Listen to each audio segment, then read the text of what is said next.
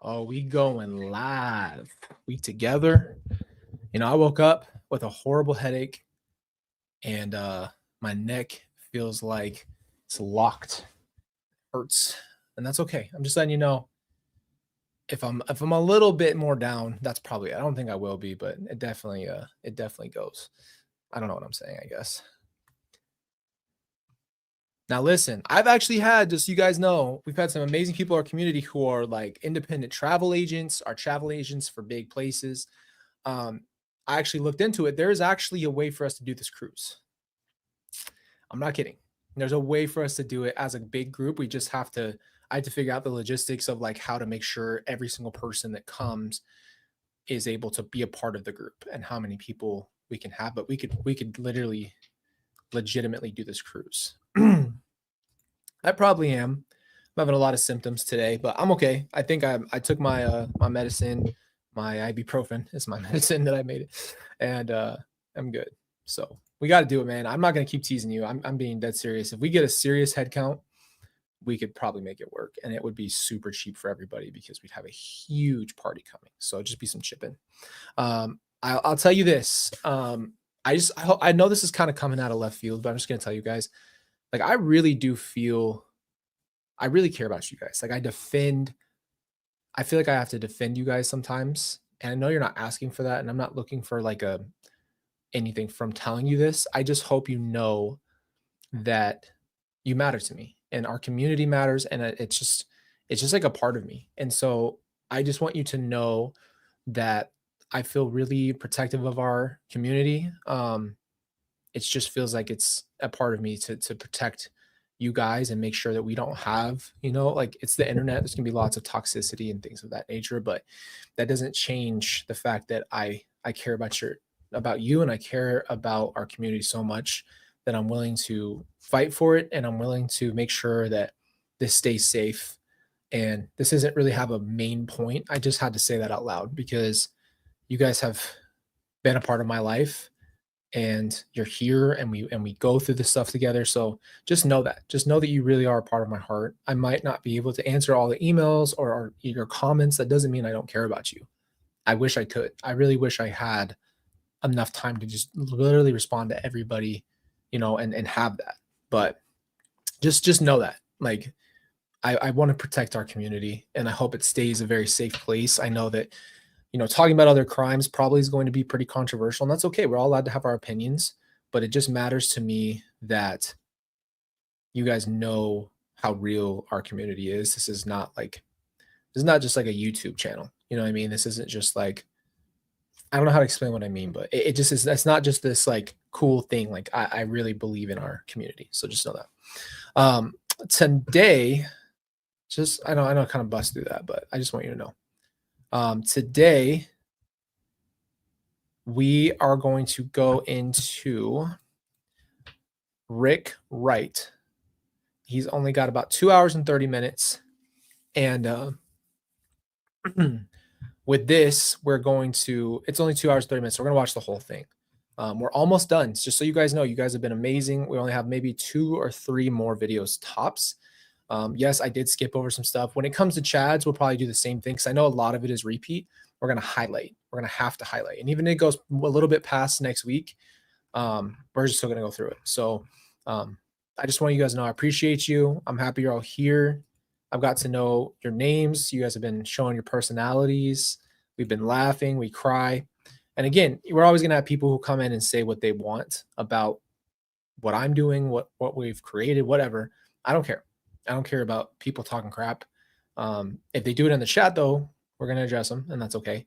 But we're trying to create something bigger, something that supports you, something that you're a part of. You're not just doing, you're in it. You're a part of this, and you're in the fabric of our community. So that's what I wanted to share with you before we get started. So, oh, there's Kelly. There she is. Yeah, and you're still a part of it even if you can't make it here, and that's okay. I know you guys have lives. I know you're busy. I know you're doing things. I just appreciate when anybody can make it, and I love doing our lives. I wish everybody could be here and we could all hang out, but I get it. I'm also going to start having some more videos for you guys that are not lives. just because I have a lot of breakdowns and deep dives to do, and it's probably easier to explain my stuff. I love that we started the frick, man. I also say, I say when I get hurt, like if I stub my toe or something, I'll literally say piss. So every time I get hurt or something like that, I have to do some replacement words. Hey, and that's fine. There's no expectations of you guys. There's no expectations of talking all the time. You don't have to comment. If you want to be here and just be here, that's fine too. You're still a part of it. That's never going to change. That's what I do too. I literally wear my headphones all the time. Okay, so we're going to pull this up. We're ready to go. I don't actually know much about this testimony. I might be wrong in saying this, but I don't think I remember Rick, and I hope that doesn't sound rude. And plus, obviously, I can't really tell with this picture. So anyway. All right. We're back on the record. State can call its next witness. Thank you, Your Honor. The state will call Ricky Wright. I hope you do.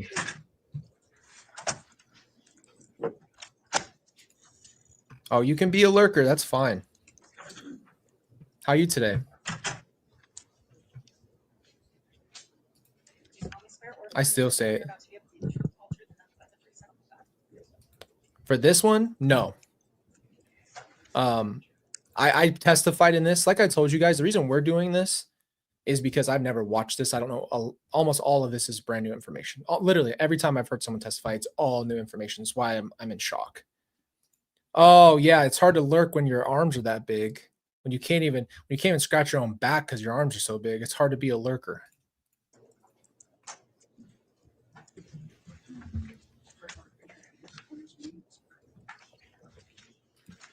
Oh, when he pulls up, we know.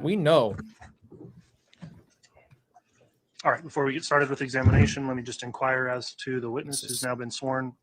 Let's get past attended conferences to. There we go. In order to be a special agent, did you have any training? Yes. What was some of your training? I attended new agents training at the FBI Academy in Virginia in 1997 for 4 months. And then I was assigned to the Denver division of the FBI for 21 years. And I received additional specialized training in the various types of cases that I addressed while I was there. And what was some of that specialized training? I investigated drugs and organized crime, fraud, public corruption, and for the last. He got some silverback action going on over there. That dude's jacked. You got to give him his credit. 11 years I was in Denver. I did fraud. I did violent crime, specifically violent crimes against children.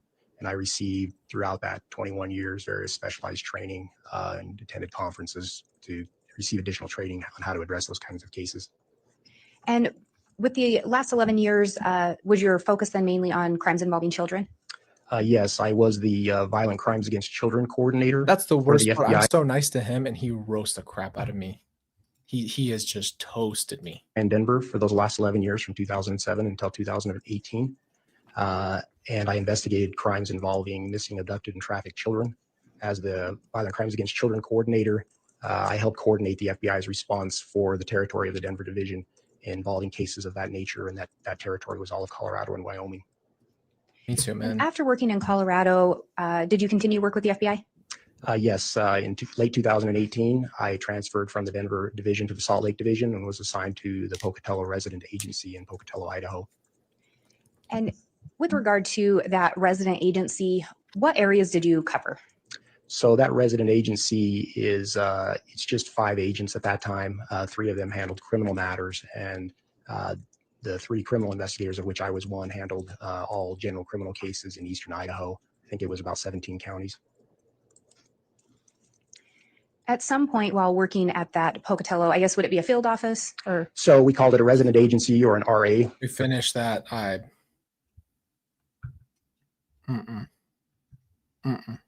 don't want to go back there. Short, our division headquarters was Salt Lake, which covers Salt Lake division covers all of Utah, Idaho, and Montana. While you were working there, did you become involved in a search for J.J. Vallow and Tylee Ryan? Yes. Do you recall approximately when you became involved in that investigation? we go November to 27th 115? of 2019. Was there a reason that you and or the FBI became involved in this particular investigation? So I was contacted by Lieutenant Ron Ball from the Rexburg Police Department regarding a missing child in their jurisdiction, and due to his young age, the FBI under the Federal Kidnapping Act can respond to kidnappings because of the potential interstate nature of a kidnapping. Because a kidnapping often doesn't manifest itself as a kidnapping in the beginning, particularly when involving a young child. The FBI is supposed to get involved in a missing child case when it involves a child of tender years that's missing under suspicious circumstances. real officer. Generally, the FBI defines tender years as under 12. So when we have a child under 12 missing under suspicious circumstances, the FBI should try to assist if they are able. Sometimes that's active investigations. He probably has a nickname around that spot called Lieutenant Lurk. Sometimes that's just providing additional resources to the agency requesting assistance. Can I have him either move a little bit closer? I'm having trouble catching what he's saying. Okay, that microphone, hard if you could just speak directly into it, we'll go better. Thank you.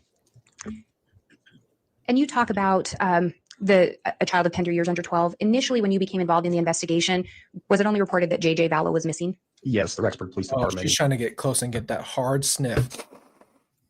informed me that they were doing a welfare check regarding Joshua Vallow or JJ Vallow and had been unable to locate him. And that was the initial information they have in the initial child of concern. And in this particular case, you became involved actively in the investigation. Is that correct? Yes, the FBI initiated an investigation. I was the case agent or the case manager.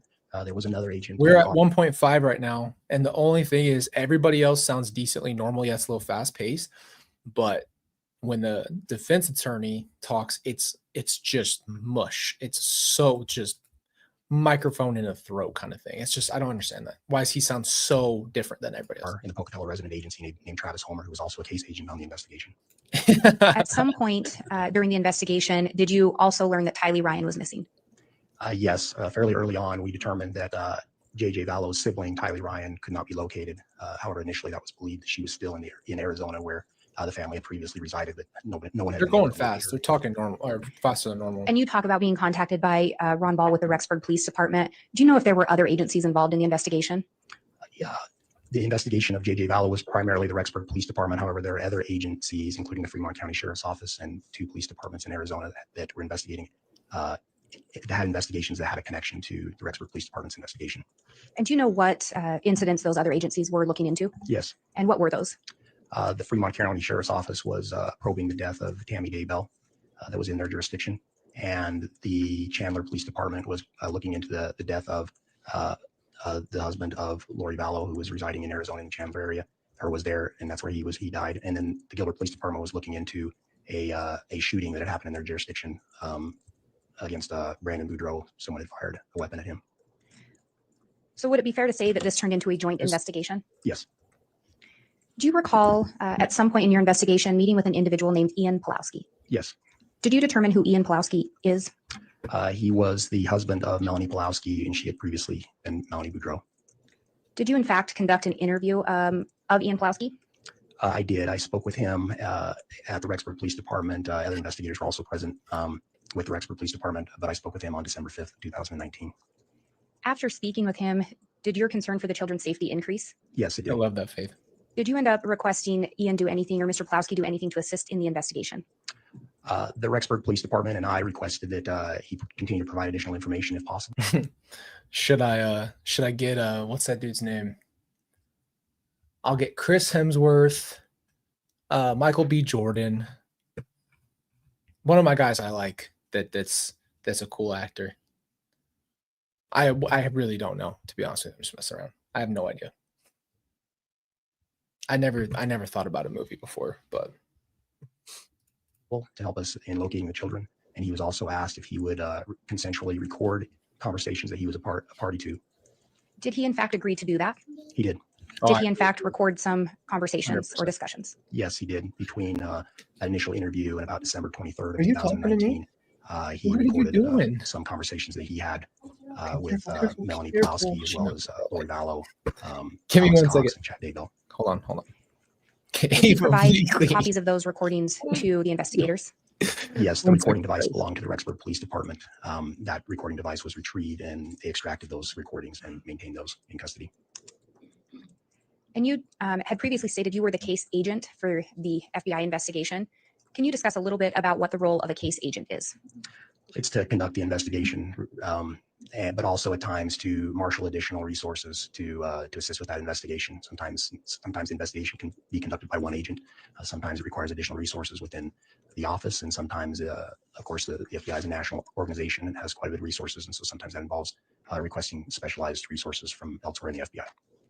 In this case, did you request some additional assistance? Yes, I did. And specifically, did you request some assistance in looking at location data associated with Alex Cox? Yes, the FBI has some specially trained agents that investigate, that can analyze records from. Sorry, I was having a congratulations party to Ava for going potty on the potty. She pooped on the potty.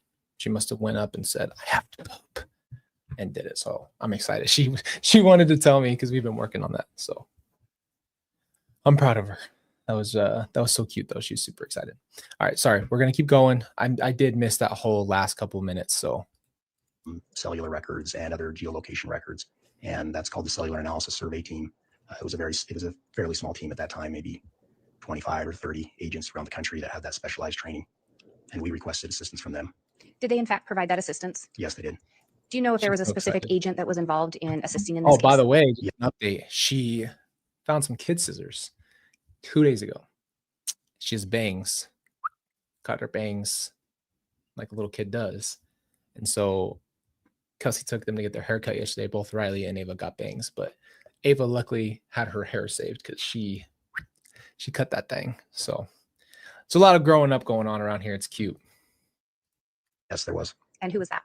His name was Nick Balance. He was an agent assigned to the Phoenix, Arizona division of the FBI. And as he would go through the data recovery or the location recovery, was he sharing that information with you? Yes, he was. Did he also provide information to you and assist you further with your investigation into the location, specifically regarding Alex Cox's device?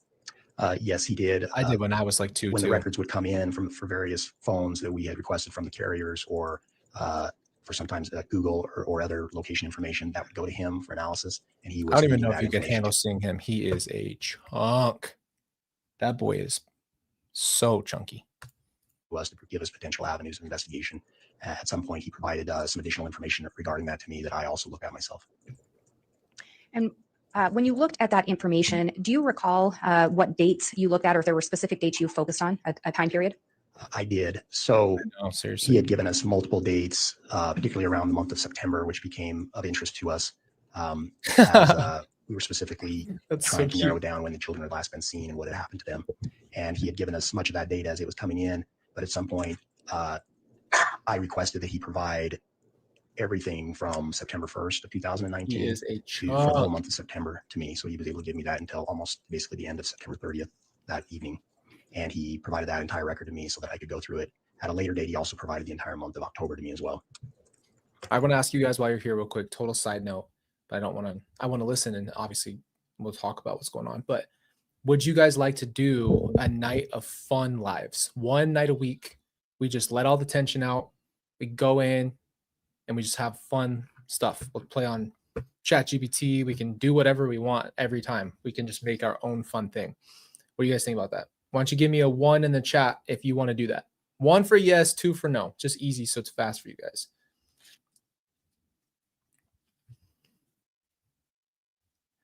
Oh, yeah. We got to do it, man, because this stuff's really hard. It'd be really cool for us to literally just do nothing but have fun as a group. Okay, we're going to do it. Maybe we'll do Friday nights every week. Or maybe we'll figure out a schedule, but let's just plan for Friday nights. And I would absolutely love to do that with you guys. Freaking just laugh, just hang out, break all the tension. And we'll just do it each week. Hang out. We'll eat food. We'll do whatever. If we could watch movies, bro, we do movie nights all the time, but we're just always getting copyrighted on movies. They don't strike the channel or anything, but they just take it off.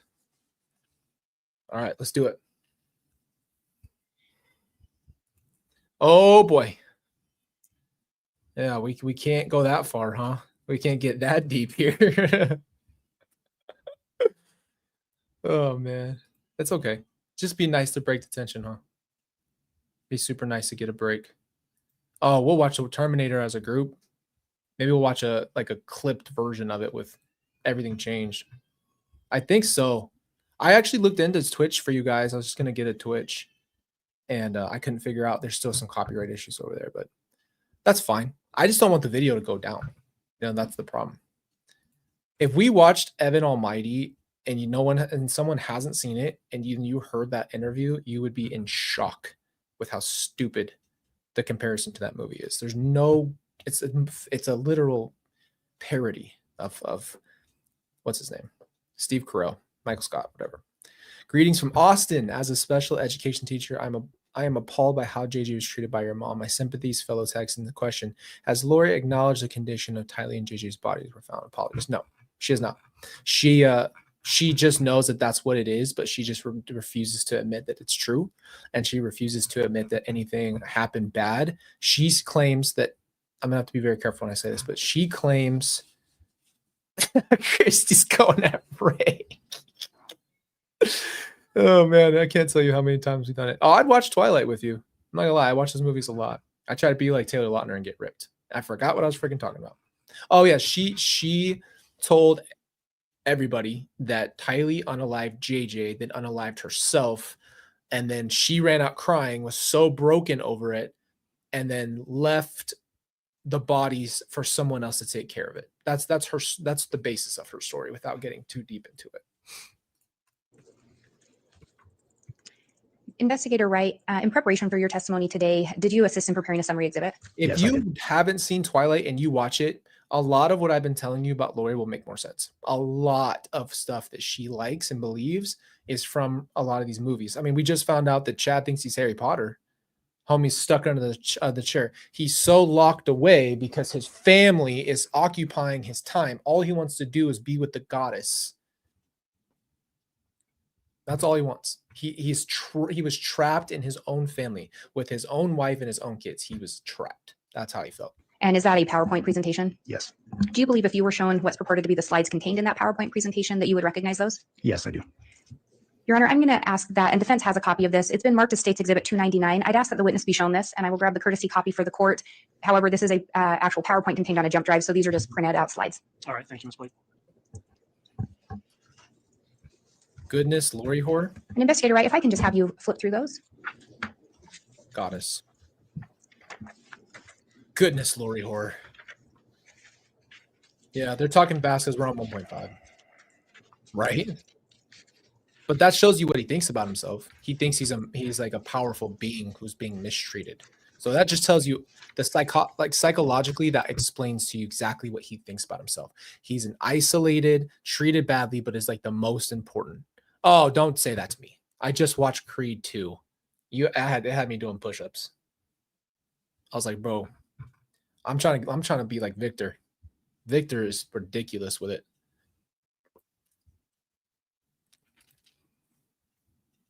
Yes, she did. She blamed Alex, but right, like it's just that simple. If that happened and then you gave Alex the trash duty, like they probably thought it was, that still wouldn't make sense. And then you never tell anybody.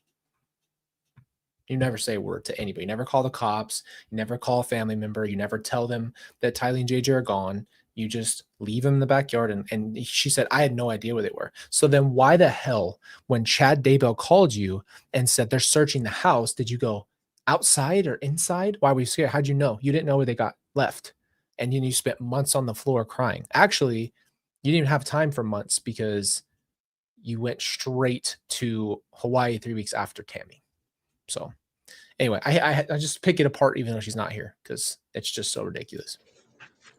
She participated 95%. She was participant, even if that means she opened the door and kept the door open and also gave the call. That would be participating. And then there's the other participating, which is actually doing it yourself. She was well aware, even if she never put her hands on them, that's opening a door, sending a text, premeditating it the whole time, and then letting it happen.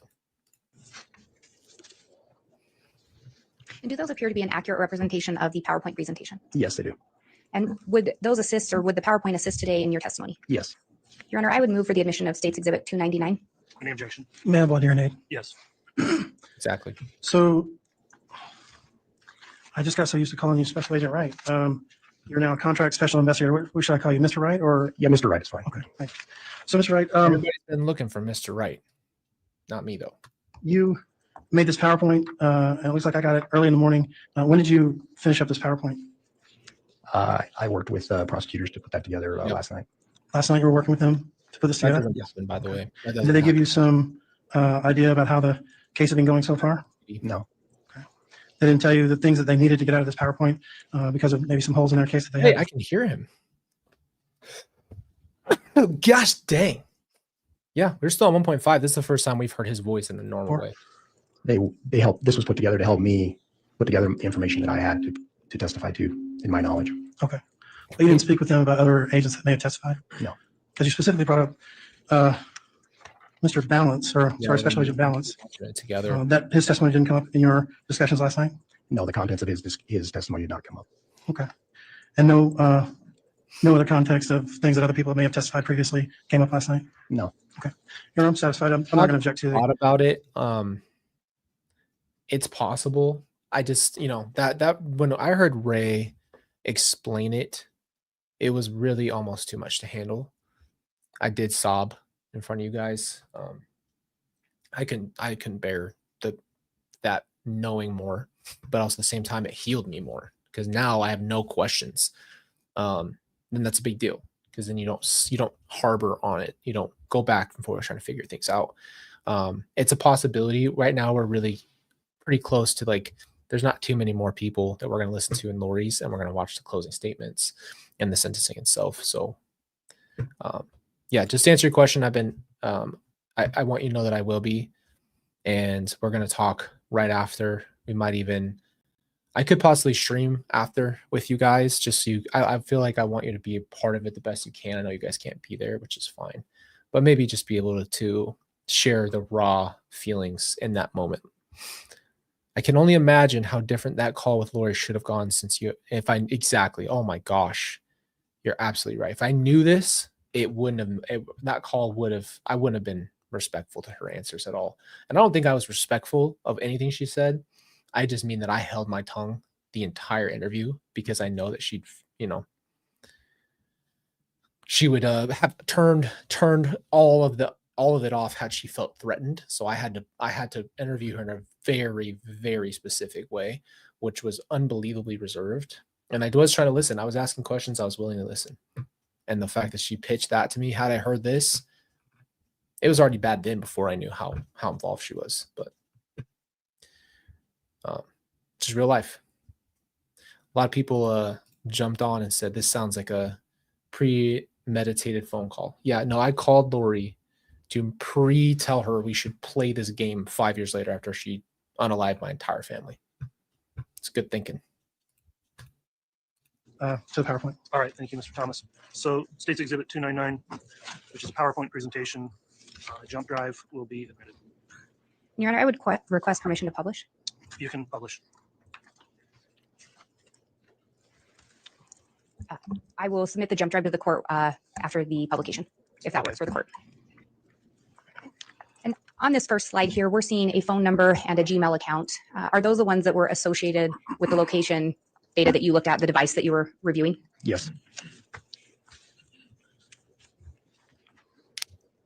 Back up here.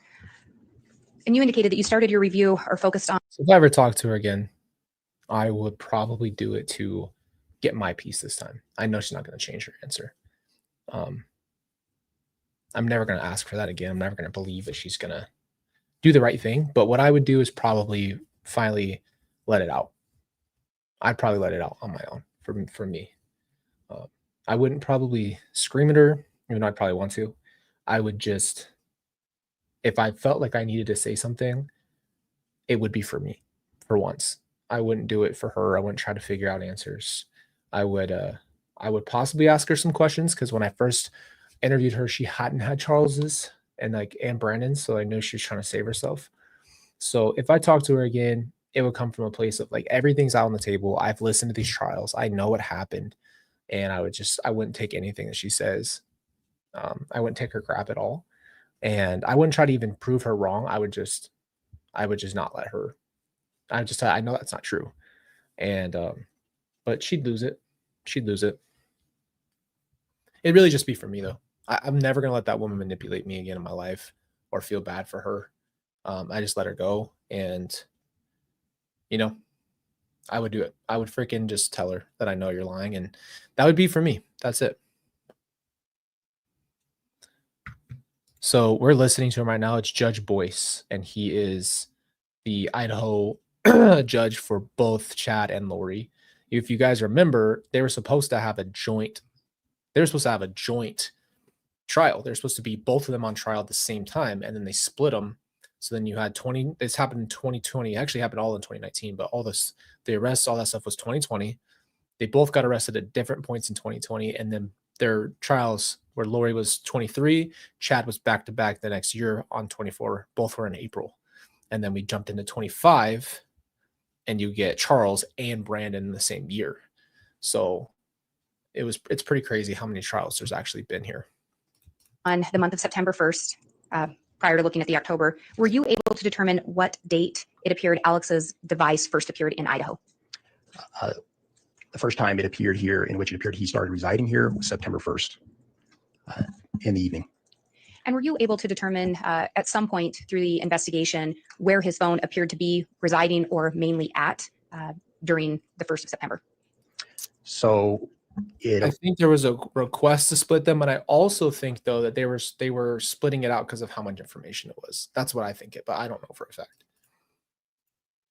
Arrived here in the evening. It had moved from St. George, Utah that morning of the 1st. It arrived in Rexburg, Idaho the evening of the 1st, and the device began to seem like it spent its evenings or its nights at 565 Pioneer Road, number 175 in Rexburg.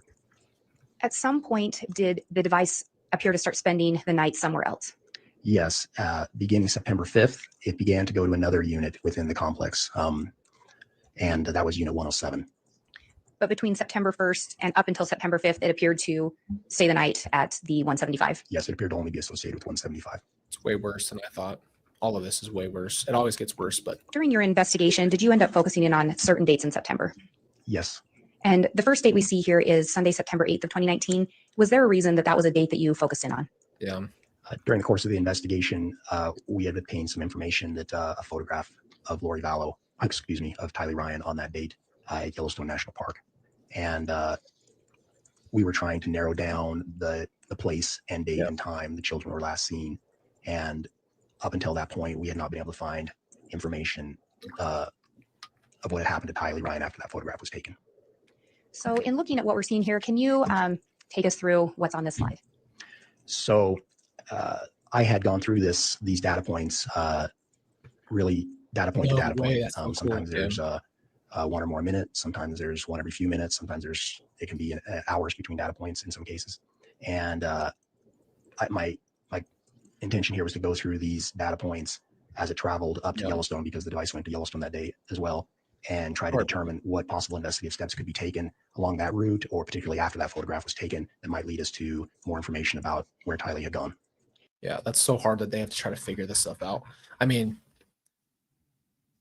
I lost so many things in our house that I can't find. Imagine trying to track someone down that you have no idea where they went.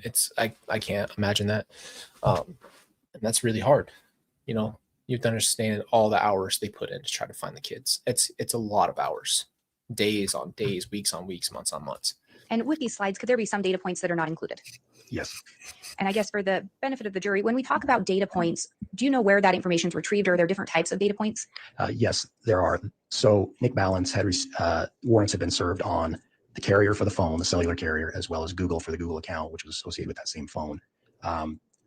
Google provided different data than the cellular carrier, but Nick Balance had taken the data and put it into a Google Earth file for analysis. These different data points that both entities can provide. They consist of 3 types of data points. GPS, which was generally the most precise, sometimes down to a few meters in radius. Wi-Fi data points, which were generally less precise, usually 15 meters to sometimes a few hundred, even more than 100 meters in precision in the radius. And then cellular tower data, or the cell tower that had been used. And those can be hundreds of meters to even a few thousand meters or more, depending on the density of the towers. So this information was all compiled together. And so each data point really had to be looked at individually by looking at the underlying data to see how much confidence could be placed in a particular data point. And if it had a smaller radius, would that generally mean that it was more precise? Yes. And so were those oftentimes focused in on more? Yes. The ones with those, the lower radius, the GPS and Wi-Fi were generally more important. And if we look at this next slide, and I think there should be a laser pointer up there as well if that ends up being useful, but can you talk about what we're seeing on this slide? So from that previous slide, the device actually had left the Rexburg area. It was last at a Maverick at 11:52 in Rexburg. That was the last time it stopped in Rexburg. And it had been there prior to that 11:52, but 11:52 is about when it appears to leave. And then we begin to see this data trail, these breadcrumbs that as it moves to the west entrance of Yellowstone National Park, it's there about 13:29. And then it continues driving continuously until it gets around the Old Faithful Lodge area where Old Faithful Geyser is. Some of these data points are less precise, and that's roughly about 1450. We're not exactly sure at Old Faithful where it's at. I've always wanted to address this specifically. So there's 2 points I'm going to make to you. Number one, once we found out they're missing and then they went to Yellowstone, there was a fear that Tylee was left at Yellowstone, JJ was left at Yellowstone, because they're both missing at this point. And then when you really zoom out and you look at those pictures they took, and you look at all that stuff as it is, then you realize that they basically took her on a last vacation. They knew what they were doing that night. They planned it out. So it's really just even worse that there was like here's the last day of your life. We'll take you on an effing trip to Yellowstone, and then we'll get home and we're gonna unalive you later, knowing like the whole time you were there, taking pictures. That picture where she's holding JJ. Come on.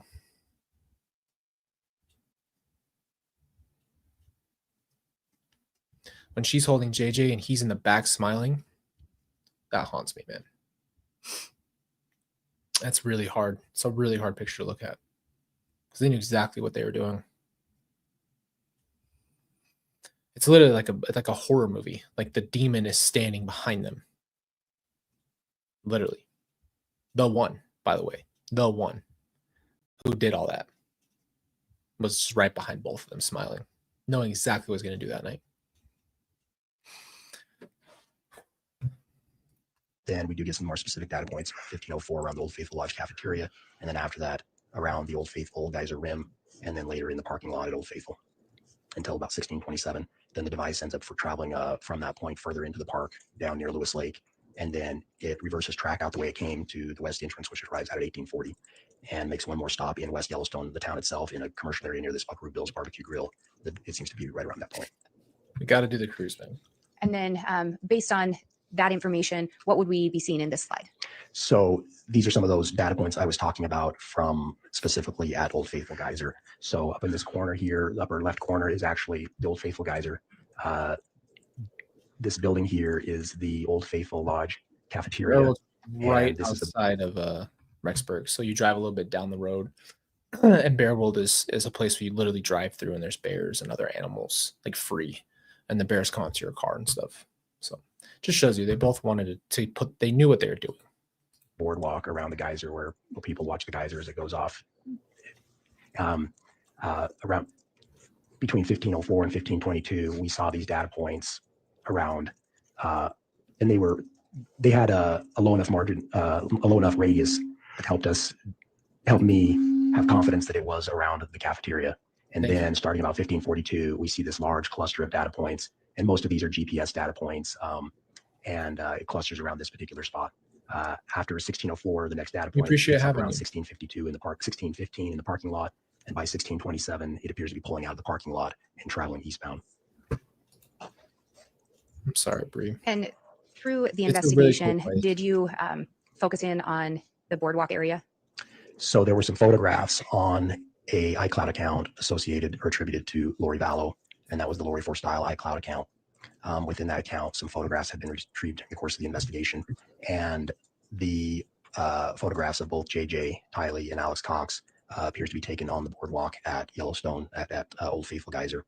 The timestamp on this particular photo from that is at 1549 on the 8th, which according to the device for Alex Cox that I was looking at, that device had that cluster of data points between 1542 and 1604 at the at Old Faithful Geyser Rim. And previously you talked about a last known photo of Tylee. Is this one of the photos you're talking about? Yes.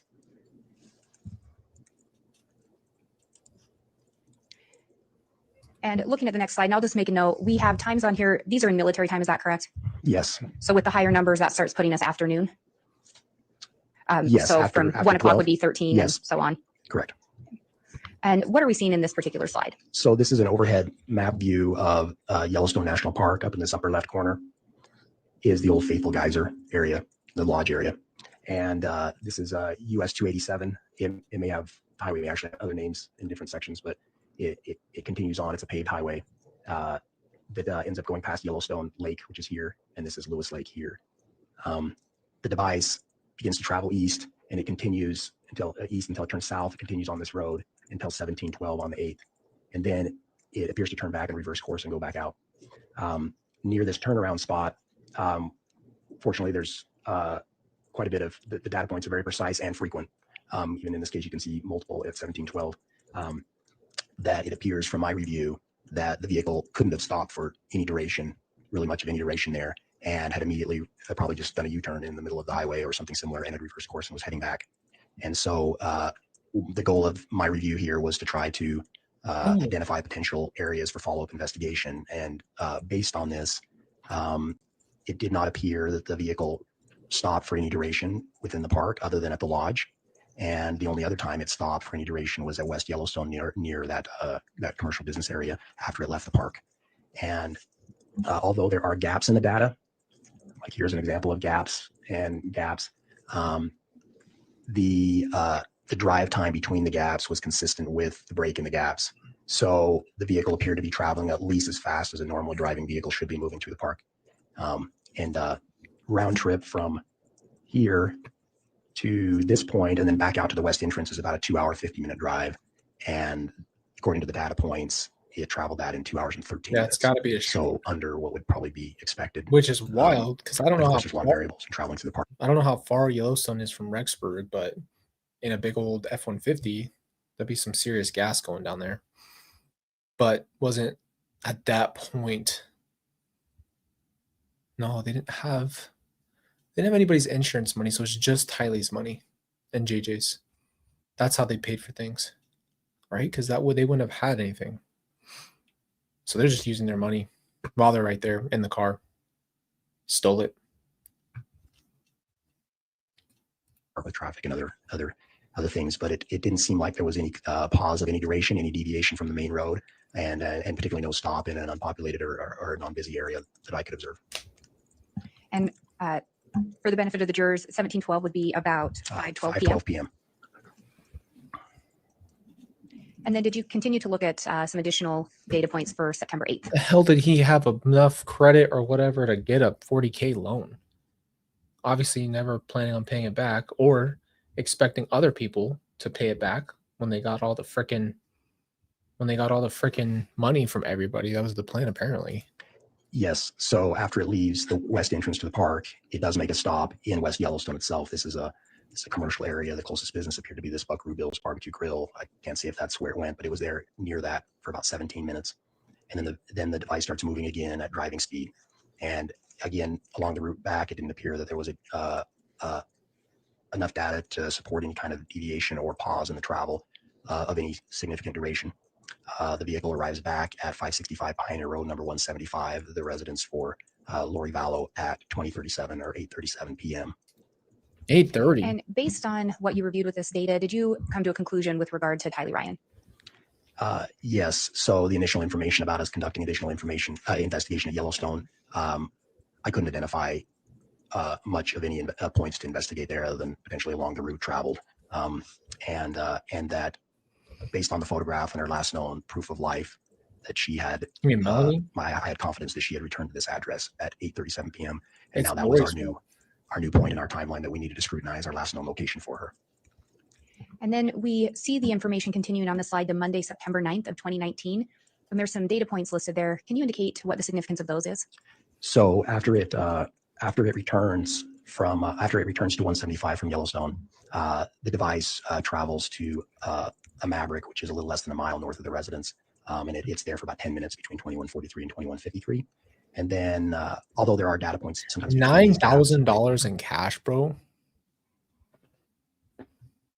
How do you even make a withdrawal that big? Must have to be over time, but still, that's a lot of cash. between 2153 and 2244, there could be a data point, some data points, but sometimes there's a break. But the next location that it appears the device is with confidence is at 2244 to 2315 back at Lori Vallow's in Unit 175. And then at 2344. No way though he was working when he was up there doing what he was doing. There's no way. There's no way he was driving all day, every day and being a truck driver still and then doing this stuff on the side. The device is at 107, or is mostly closely associated with 107. Throughout the night, there's a lot of data points actually, but many of them are cell tower data points, hundreds or thousands of meters is the confidence radius. And so I focused on the data points that gave us more confidence regarding where the device was, and there were a few. At 242. I think the most I've ever cashed was when we bought our truck, and that was a lot of money in that envelope.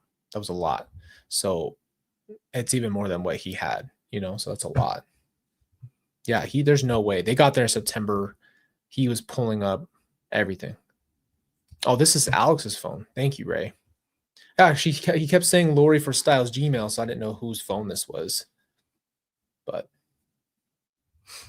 yeah, thank you, because I didn't know whose it was. I know they went on the trip together, so those movements would make sense. 0242, and again at 0242, and then one more time at 0337. The device has three GPS data points with a 4-meter radius. That was part of the pitch, bro, for Zulema. Just pause it, please. It won't pause sometimes when I click on it. The whole point was they said we're going to be fine. We're going to have this huge pot of money, which is even weirder because if you did get a lot of money and you shared it that much and you all paid for each other's lives and your rents and your food and your gas and everything to do with expenses, you'd run out pretty quick. As a group of people, no matter how much money you get, now the person who has that money has to spend it on multiple people at once, like full on, lives, full on every need, every bill. That just doesn't make sense. They didn't have that much. It's closely associated with 175. Again, later that same morning, there are some more data points now more closely associated with 107, one at 437, one at 439, one at 441, another at 514, another one at 647, and then one at 849. These 6 data points are a combination of Wi-Fi and GPS, but their radius is between 8 and 37 meters. And just to be clear, those data points on Monday, September 9th are in the early morning hours? Yes. So, yes, those are early morning at 2:42 a.m. is that first one, and then it continues on. The last one's 8:49 a.m. And also, again, that also goes back with the money thing. You have to understand that was the whole point. Like Lori had no responsibilities. She literally unalived her kids and then needed time. She's so sick of taking care of kids. Like she's broke fully. Clear, the device you're looking at is a device associated with Alex Cox. Yes. And also, do you know, and I think we've already said it, but do you know who primarily resided in apartment 175? Not that I know. Lori Vallow and the 2 children at that time. I could be 100% wrong. I actually don't know the answer to that. I think he was lying about his books, and that's what he said he was working on all the time. But again, if you know the answer, that's just my speculation. I don't think he was a grave digger for as long. I think once he started writing books, that's when that's all he did. So he was like a entrepreneur. He's an author. Chad had money. He could afford a condo. He could get a condo in Kauai. It's not even that expensive. He's a published author. I mean, a self-published author, motherfucker. I'm not a published author either. My book's on Amazon. Like, don't lie about it. It's not like you have to pretend that you have all this stuff, bro. There's no shot he was making enough money to provide for what, a whole family? Oh no, he's rich. None of us can comprehend that kind of money. $500 is man, that dude had made it. That's a true author. That's like what's the book writer for Harry Potter? What's that person's name? Is it J.K. Rowling? Am I wrong about that? Like a real, unbelievably successful writer. That's who he was, man. J.K. baby. That dude was better than JK at what he does. He made $500. You know, who primarily resided in number 107. Alex Cox at that time. Was there anything else that caught your attention with regard to those early morning times that the And device was at? honestly, I'm just, if you don't like my opinion, that's fine. There's nothing wrong with a woman working, but your wife should not be providing for your family while you do absolutely effing nothing but take showers. That's it. Like, you should, if you're able to work as a man and take care of your family, you should. Again, I'm not saying it's wrong for a woman to take care of her family. What I am saying is, though, to not put your piece in at all and allow and make your wife work to fund your laziness is ridiculous. Like, that is crazy to me. Like, I'm gonna stay here and do nothing besides fake write whatever he did. Right? I don't make any money from these books. I can't provide for groceries. But honey, you go head out and I'll stay here and I'll just let you work. And I'm not even going to try to point it in. I'm going to try to make it on these books. And then I'm going to go on trips that cost money. I'm going to go speak at these events that cost money. I've got to go stay in a hotel. I'm going to go down to, do all this stuff. And then take your life later on after you provided for me, because I am lazy as hell and don't want to do anything. That's my point, bro. I know people get up in arms about different things, but you have to tell me that if you're able to go work, why would you make your wife do it for you and provide for your family and work her crap off so you can literally sit there and cheat on her and plan her M? Come on. Number 175. I continued this review throughout the entire month of September and was able to observe the activities, the general pattern of activity at night for that device. And a common pattern would be to be in Unit 175, Lori's apartment, in the evening. Yeah, between man. About 8. But the point is, I just can't think of any other way to do it. Like, you should be the provider. I feel like, honestly, that's men's jobs, is to provide for their family. And that's just my personal opinion. And I think that that's a big deal, especially when you're able to. When you're able to do it, and there's literally no reason you can't. You don't have a medical issue. You don't have other things going on, and you do nothing. It's not right. It's not right. Maybe 11:30 or even close to midnight.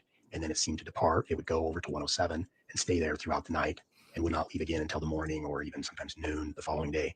So during the periods I reviewed in September, between midnight and 6 a.m., that device was in 107 and this is for the period when it first started appearing at 107, which was the night of September 5th, until really all the way up until the end of September, except for there was an exception on September 30th. It was somewhere else, September 30th. So the general pattern was at night. It was in 107 between midnight and 6 a.m. And this was the only time that I observed it. I'll set it up. Go to 175. I'm telling you, we'll put $1 million on the line. I told you this. That means he's got $1 million to buy Snickers and whatever he does, and that's like gold for him. And if I win, we'll take the money and we'll freaking donate it. I don't care about money. I don't care about that. I'm literally trying to I'm trying to fight. Between the hours of midnight and 6 a.m. Those 3 data points. And on this next slide, can you tell us what we're seeing? So this is really just a snapshot from the Google Earth file provided me from Nick Balance again, with the data points as plotted. And these were the data points that I referenced. So this is an overhead of the Rock Creek Townhomes complex. That's awesome. Unit 175. This photo is dated. Obviously, I think the photo was from 2015. So as of 2019 in September, 175, or Lori Vallow's apartment, was up in this upper left corner. 107 was here in this group of apartments near this end. The distance between these 2 apartments is about 80 meters. And so the 3 data points that I talked about that appear in the early morning hours at 175, at 2:42, and again at 2:42 and 3:37, all with 4 meter, they're all GPS data points with 4 meter radius. They're really stacked on top of each other right there. They're right there. So then later that morning, we get some additional data points at 4:37, 4:39, 4:41, 5:14, 6:47, and 8:49. 4:37. Hold on. Sorry. Go back and repeat them, please. 4:37, 4:39, 441, 514, 647, and 849. So those data points are grouped here, and the radius varies on these data points, but the range of them is 8 to 37 meter radius data points. Now, again, there were other data points received between these throughout the night, but because the radius was of such a high number, I couldn't say with confidence that they were in what unit they were at. I couldn't say that they're in the general area of the complex for the most part. So it didn't appear that it had left that area from what I observed.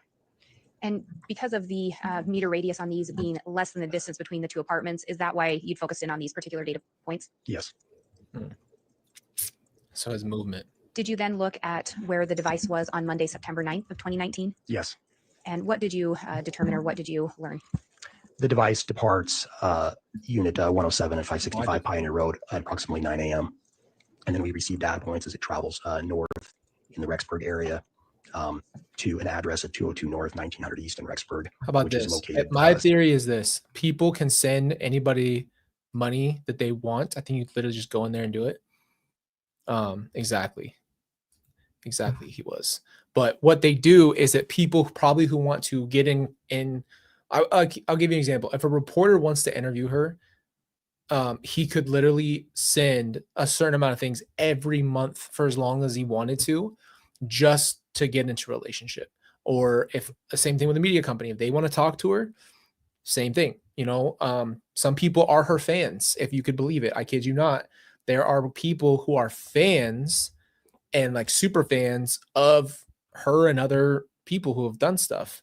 So she probably has people who believe her and think that she's been wrongfully done. Who knows? Maybe her friends, maybe her old friends, if she has any left. But there are people who are admirers of her that will probably send her money. There's a lot of options for her to have money on her books for whatever. So I don't get it, but 7 or 8 miles north of the 565 Pioneer Road address. It arrives there about approximately 9:15. I think We're we get a data scary. point just You're part of that. maybe 100 yards or so south of the address. So it is just pulling in right about that time. That address was the residence at that time of Chad Daybell. And again, the times that we're seeing would be in the morning hours, so later that same morning. Yes. Like it doesn't matter if someone's really attractive anyway. Let's just be subjective. If somebody's really attractive, does what their character not turn you off? Like make you feel like nah. Those other data points, these are at 9:15, 9 and 9:15 in the morning. Were you able to determine approximately how long the phone remained or the device remained in the area of the Daybell residence? So between the time of 9:15 and approximately 9:45, there are numerous data points for the device in the area of the Daybell residence. Many of them are lower, they're a high radius, meaning a lower confidence in those data points. So I focused on the ones with a low meter radius. And there were really four, one at 9:21, another one at 9:22, one at 10:39, and one at 10:57. There are other, like I said, other data points coming in between these, and don't seem to show that it necessarily is not at that address, but I can't say it is in the intermittent times between these or after these. But by 11:45, the device is traveling southbound and returns to the Rexburg area, where at 11:52, it stops at a Del Taco for about 10 minutes. That's it. They did that. Then Alex.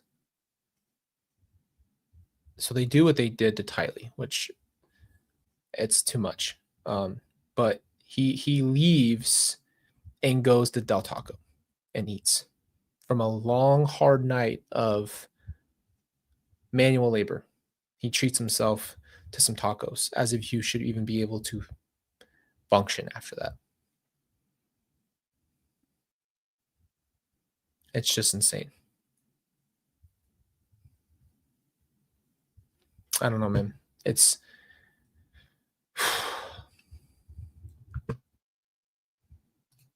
so the first data point at 9:21 is actually a data point that is behind the Daybell residence. It's a GPS data point with a 6 meter radius.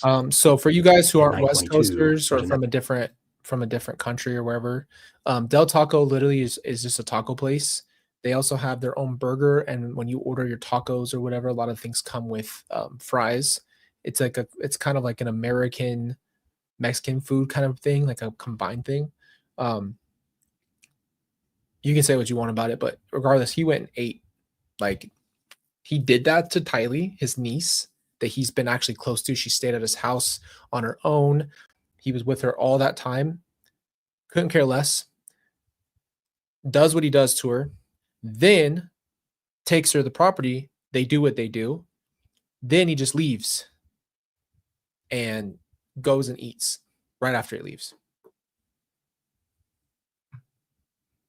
It's not, that's not human. I don't know how you could physically do anything like that. Right? And like the person you have to, and you're gonna hate all my pop culture references, but just be ready for them. They're always gonna come up. The reason why I rewatched Dexter this time is because what I did remember is that he has a code, but he also has some moral compass. Yes, it's a TV show, but it's brilliantly written in this way. It explores a psychopath who literally has the craving to do this, but he has a code to himself that he would never hurt his family. Like that, this is a step below what he does, and then he always dismembers people when they're done. And again, I know for a fact that Alex watched Dexter because he's the one that mentioned it when I was a kid. I didn't know what it was, but when I watched it, it's a lot. It is a lot. So he's the one that even introduced it to me, which means he watched it. Now, to break that down for you for 1 second, he watched a show about a psychopath who literally unalives people and then dismembers them and then throws them away. So just understand that this is some media that he also ingested, and then you see the reality of possibly where he pulled some of his stuff from. So that this whole idea, I try to tell you guys, this whole idea of pop culture feeding into their real life and minds is very, very, very, very possible. It's almost right in front of us. So again, this isn't anything about Dexter. This is a TV show. But what I'm saying is this was ingested by him, just like the Twilight thing, just like the Harry Potter thing. It all goes back to their shows, to the fantasy life that they live. But even Dexter is not as cold as Alex actually was in real life. Just to give you some context on that. Another data point, and this is actually on the northwest corner of the property. It's also a GPS data point with a 3-meter radius. And if we go to the next slide, do we start to see those data points? Yes. So these are those 4 data points that I mentioned. So the first one at 921. First, this is an overhead of the Daybell residence from the same mapping software I was using. It's really different. This here would be the Daybell residence. This is Salem Road, or also 1900 East, and this is 200 North here. And so this is the address of 202 North, 1900 East. So this is the main residence to the property. There's a barn-like structure here, a garage, like unattached garage, and some other small outbuildings. I think though, okay, so let's put it this way. Alex didn't regret what he did, but Alex probably physically suffered from what he did, because you can't do that with no effect regardless. You could feel numb. You could never have to think about it. But the reality is that you definitely are in a position of, this guy did not care. And he's also putting himself instead of being able to face what he did, he locked that up, and then his body just reacted to it. At some point, his body just reacted to it. So the first data point appears there at 921. And again, that's a GPS data hit, a GPS coordinate with a 6-meter radius being the margin of error. At 922, approximately 1 minute later, there's a data point here by this. There's a gate in the 100%. property, and there is it appears through this gate you could drive onto the property. In fact, so there's a data point there at 922. We don't receive any quality data points again until 939, when we get a GPS data point with a 43-meter radius, and that's right in here. And then at 1057, we get another one with a 5-meter radius here. And then by 1145, we see we actually do get a data point just slightly north of the residence on the road, like 1142. Probably it would be off the map, but just like 1142, as if he drove for like a block north and then he goes south. And so by 1145, he's traveling south from the residence back into Rexburg and then to the Del Taco. And in looking at this, it appears that most of the data points are in the same general location, but we have one that, me looking at the screen, is in the upper left corner. Did you learn any significance with relation to that data point? I'm sorry, which data point? Oh, I believe it's the one at 922, the one up in the northwest corner. Only that there was a gate there that would allow a vehicle to get onto the back property. At some point in your investigation, did the cluster of data points that are closer together gain more significance? Yes, it did. And what did you learn? So we had obtained numerous devices in this investigation, several devices that were analyzed by the regional computer forensics laboratory had done most of them down in Salt Lake City. Some of these devices had been obtained in warrants from some of the addresses that had been executed and had been obtained in various ways. There was a particular device that had been obtained from a search warrant executed at the Daybell residence on January 3rd of 2020. There were several devices found, so this particular device, its relevance in the investigation was unknown. But these devices, after analysis by the forensics laboratory, they're put into a system for reviewing them. And it was that one particular device was being reviewed by Ben Dean, an analyst with the FBI in Boise. And he contacted me on June 1st of 2020 and notified me that he believed the device, based on information he was observing, belonged to Tammy Daybell at one point. And he found a text within that. You know, I've actually said this to a lot of people I've talked to about this case is it's a good thing they weren't smart enough, right? Because being perfectly clean could have led to nothing, which would be really hard to face. Like you just can't really prove anything. But yeah, it's really it's good that they're this stupid, but you know, it doesn't change the fact that it's all satanic. But it is good thing that they didn't have a chance to hide it. Dated Monday, September 9th, 2019 at 11:53 a.m. And it was a text from Chad that Tammy had received.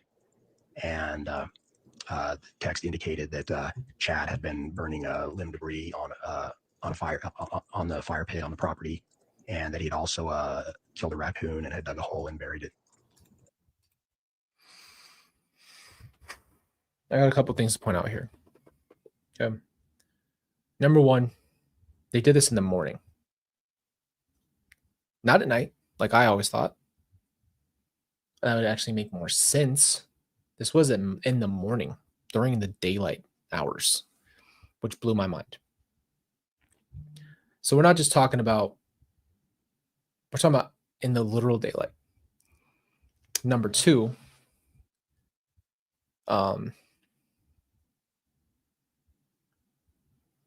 you know, the fact that they did it in the daylight is number one, but number two is they did all that work and then they just left her there in that state with not a thought.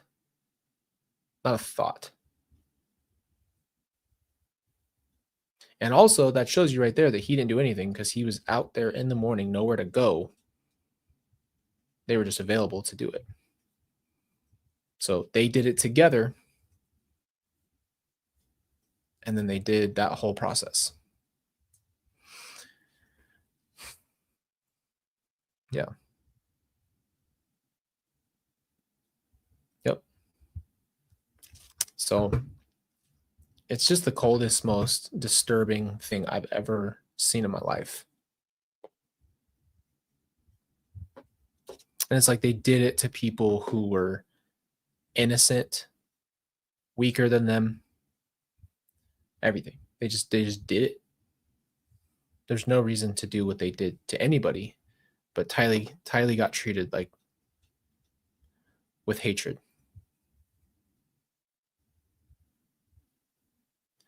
They did not care. I've never seen anything like that.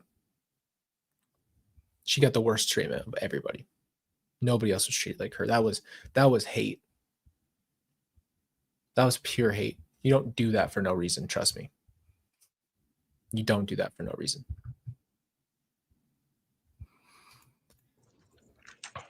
And after learning of that additional text, there's a couple references in there and one specifically to the fire pit. Yes. Did that bring on new meaning to this location, to these data points? Yes. Up until then, we had certainly observed these data points, but really didn't understand what, if any, significance to place to them at that point. I didn't even know it was in daylight. I didn't know that for so long. I don't know why. I don't know if I missed that. I did not know it was during the day. I always thought it was at nighttime. A device for Alex Cox would be on the property back in that area, or at this point in the investigation. However, coupled with that text indicating that Chad, in his own words, was saying he was on the property burning something and burying something the morning of the 9th. At the same time, Alex's device was also present on the property. That this certainly set off a flag for us. And do you know if those data points are in fact by some kind of a fire pit? Yes, I don't have that marked on here, but I have been present on the property. I know that fire pit is roughly in this area. And at some point, did this lead to obtaining an additional search warrant? So when I was notified by Ben Dean regarding this text message, I contacted the Rexburg Police Department, spoke with Ron Ball and Detective Ray Hermosillo. We determined that based on this new information, a warrant should be sought for the property. And was a warrant ultimately obtained? Yes, the Rexburg Police Department sought a warrant and obtained that. Were you present when that warrant was executed? Yes. Are you aware of what was found near those data points? Human remains were found in this area, buried. Do you know who those human remains were later determined to be? Tyler Ryan. And I think you had indicated that the device left the area headed towards Rexburg. Yes. And then the next stop after this was at a Del Taco. Yes. Did you focus on some other dates in September? Yes. We had also been trying to narrow down the time period when JJ had last been seen. He had been in school, so that helped us determine that after certainly after September 8th, he was back in school. So we knew that. And but beginning around September 22nd and into 23rd, his whereabouts were becoming more unknown to us. We couldn't find information to confirm where he was. And so on the evening of September 22nd, I scrutinized this particular period of time, and there was some traffic with the device. It is at Lori Vallow's apartment, 175 between 1626 and 1708. And I should say all these are GPS and Wi-Fi data points that helped me summarize where it was, and the radius on them varied between 14 and 17 meters. And so that first data point it was at Lori's at the first range, and then it appeared at 107 between 1709 and 1711. And then between 1712 and 1845, it's back at Lori's. And then between 846 and 2003, it's back at Alex's at 107. And then between 2004 and 2009, it's at Lori's. And then at 2011, it is back at 107. Now this shows the ending time being 2356 at September 22nd. That is actually just the last data point on the day of September 22nd.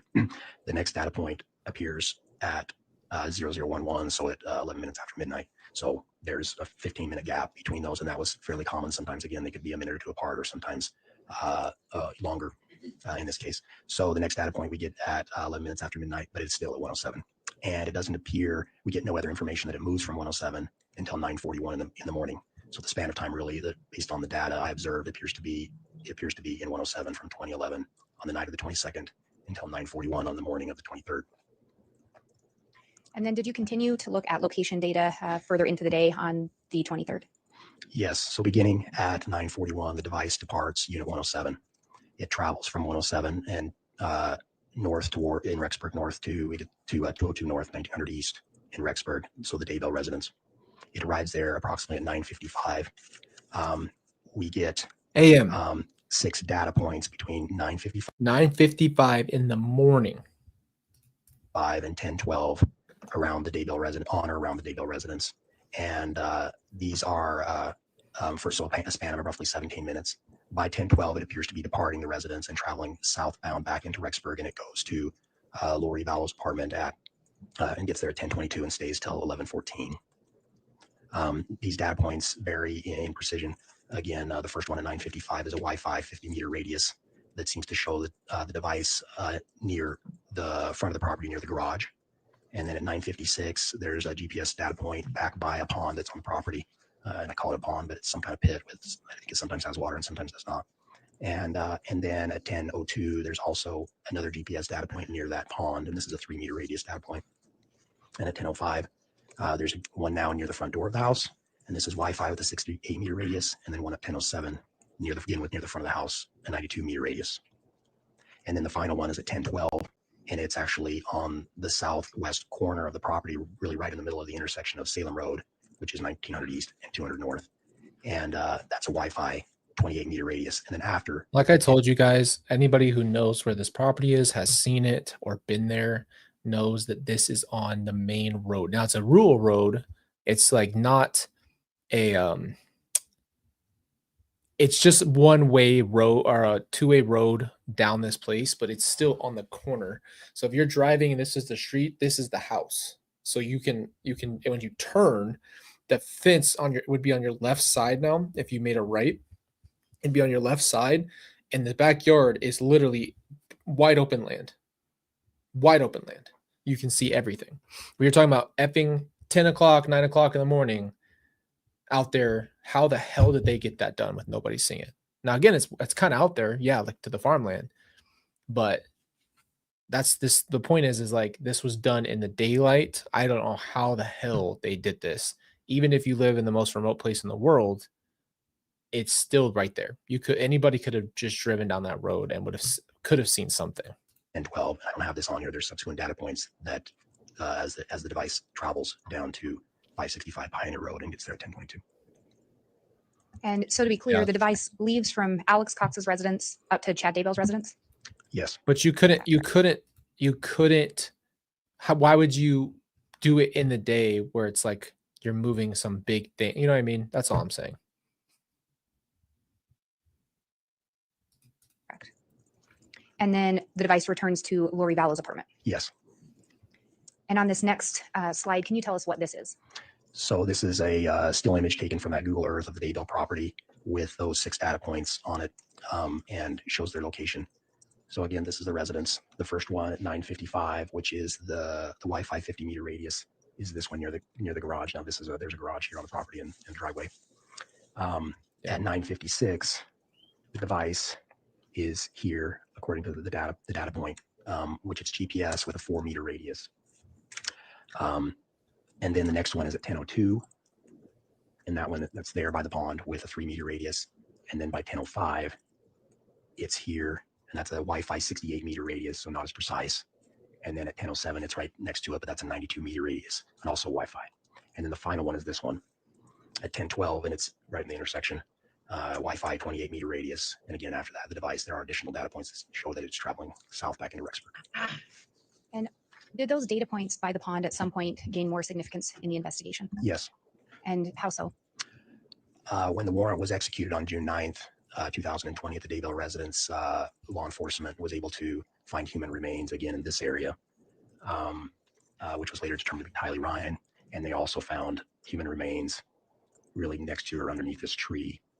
And those human remains were determined to be JJ Vallow. How did he even live with that?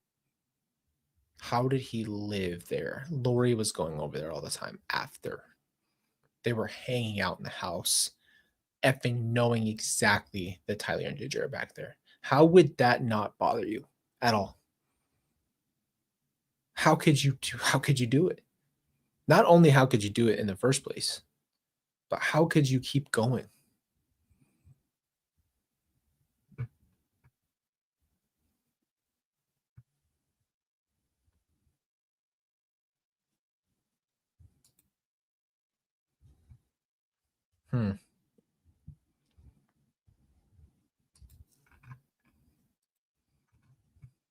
I don't understand. And again, the device leaves this area and returns to Lori Vallow's apartment. Yes. Were you able to determine through the month of September how often you located data points placing that device at or near the Daybell residence? So in the month of September, I observed it on 4 occasions that the device was at or near the Daybell residence.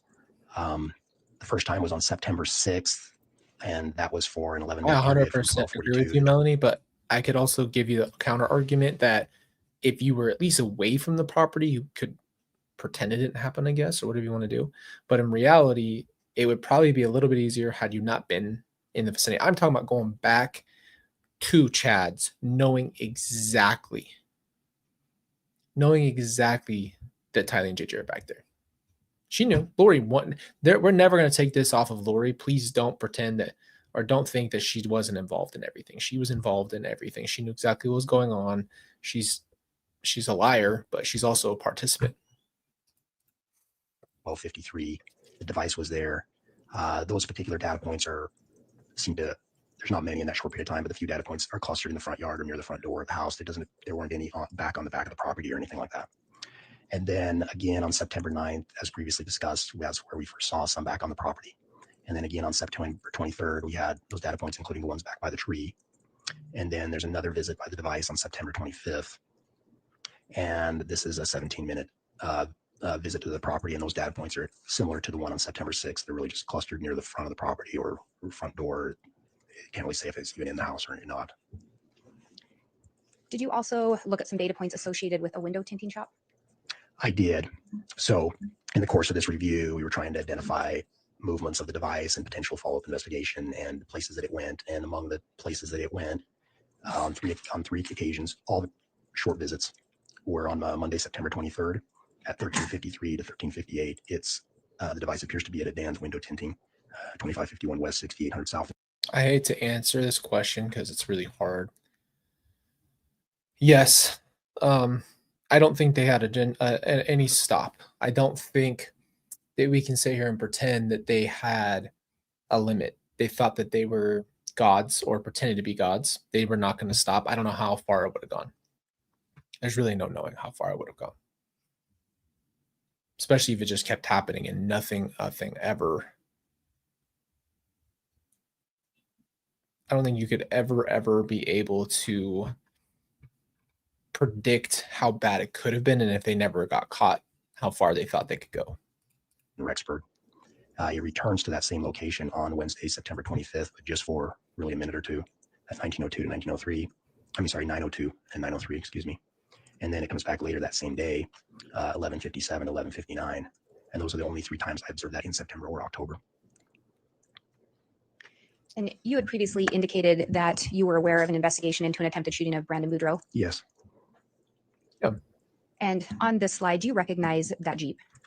Yes, that's the Jeep that belonged to Tylee Ryan. Are you aware of any description of a vehicle involved in the Brandon Boudreaux attempted shooting? I'm aware that I'm saying he lived at the house for a long time. Lori was over at the house all the time, calling his kids, her kids, and them calling her mom. I don't know if everybody did that, but the kids, they went on a freaking family vacation after that. They went to Knott's Berry Farm as a family. So I can't handle that. Going around calling mom, your mom just got unalived, or even if you thought she didn't, you can't think that timing's odd. Mommy Lori shows up and within a week or two, you're on a family vacation and your dad's just holding their hand. Like, that's pretty quick to move on. Yeah. I don't understand it. I'll never get it. With tinted windows was used. And then we see another image there, and there's some print by those. Could you tell us what that image is of? So the Jeep was searched by the Rexburg Police Department on December 19th of 2019, and the FBI's evidence response team assisted with processing the vehicle.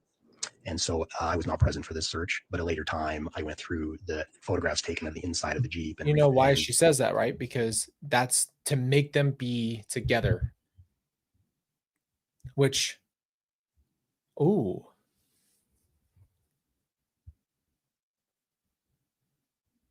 Why would she say that too? Oh, because JJ. Yeah, that's what I was saying. So she said that's when Tylee was gone with JJ because of her story. That's why she said that, because she already has lied about her Tylee doing it to JJ and to herself. So they would have had to have died on the same day. That's exactly right.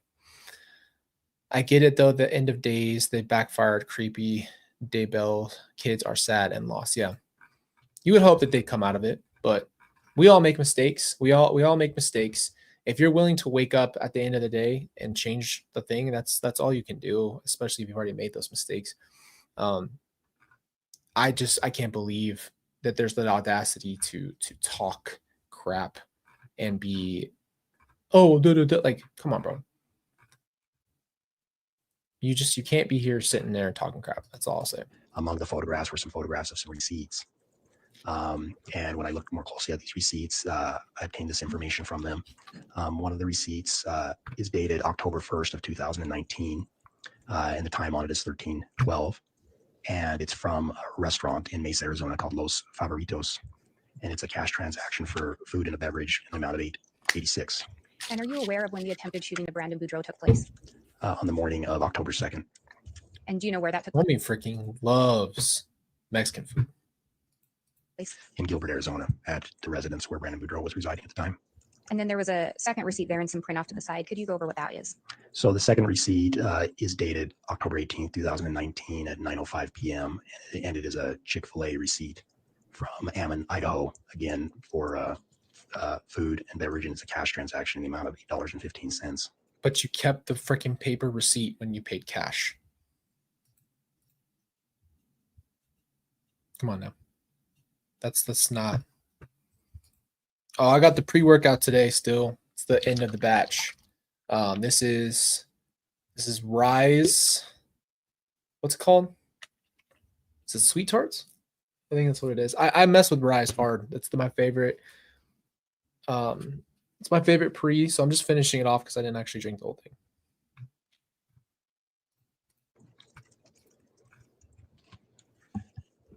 Just to clarify the time on that receipt. I may have heard you wrong. I thought you said 9:05. Oh, I'm sorry, 8:05 p.m. Though from the image itself, I can't read it right now what it says, but I recall it was at 8:05 p.m. I really don't know. I would not tolerate that kind of rudeness towards me. I don't care how much you love someone. She was like humiliating him in front of everybody. He loved her, so that probably is why he did it. When you love someone, it's just hard to do, figure that out. But I think the most important part is, you allowed that behavior for so long. And I would have definitely been like, hey, you've got to stop treating me like this. This is the most dirt you could treat me. And it's embarrassing and you hurt my feelings a lot in front of people. And you got to stop. Seriously. Rise is RYSE. It's my favorite pre-workout. So I may have misheard you, so I just wanted to clarify that. Was there any significance of the October 18th date to you? Yes. I've learned my lesson. Tammy Daybell had passed away on the night of October 18th into 19th.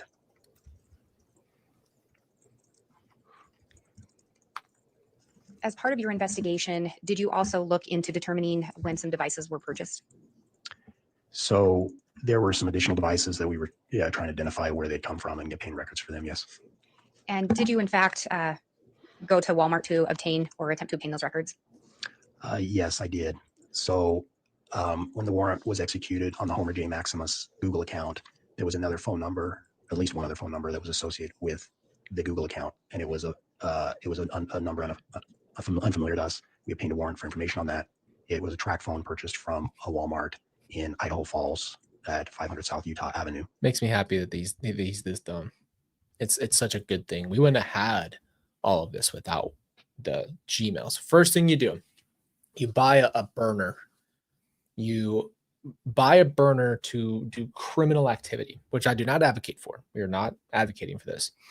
But the first thing you do when you buy that phone is put a personal Google onto your burner phone, connecting your Google account to a unassociated number that is supposed to be for one purpose, your guys' activities. So it's a good thing that they are this dumb. I'm glad that they were.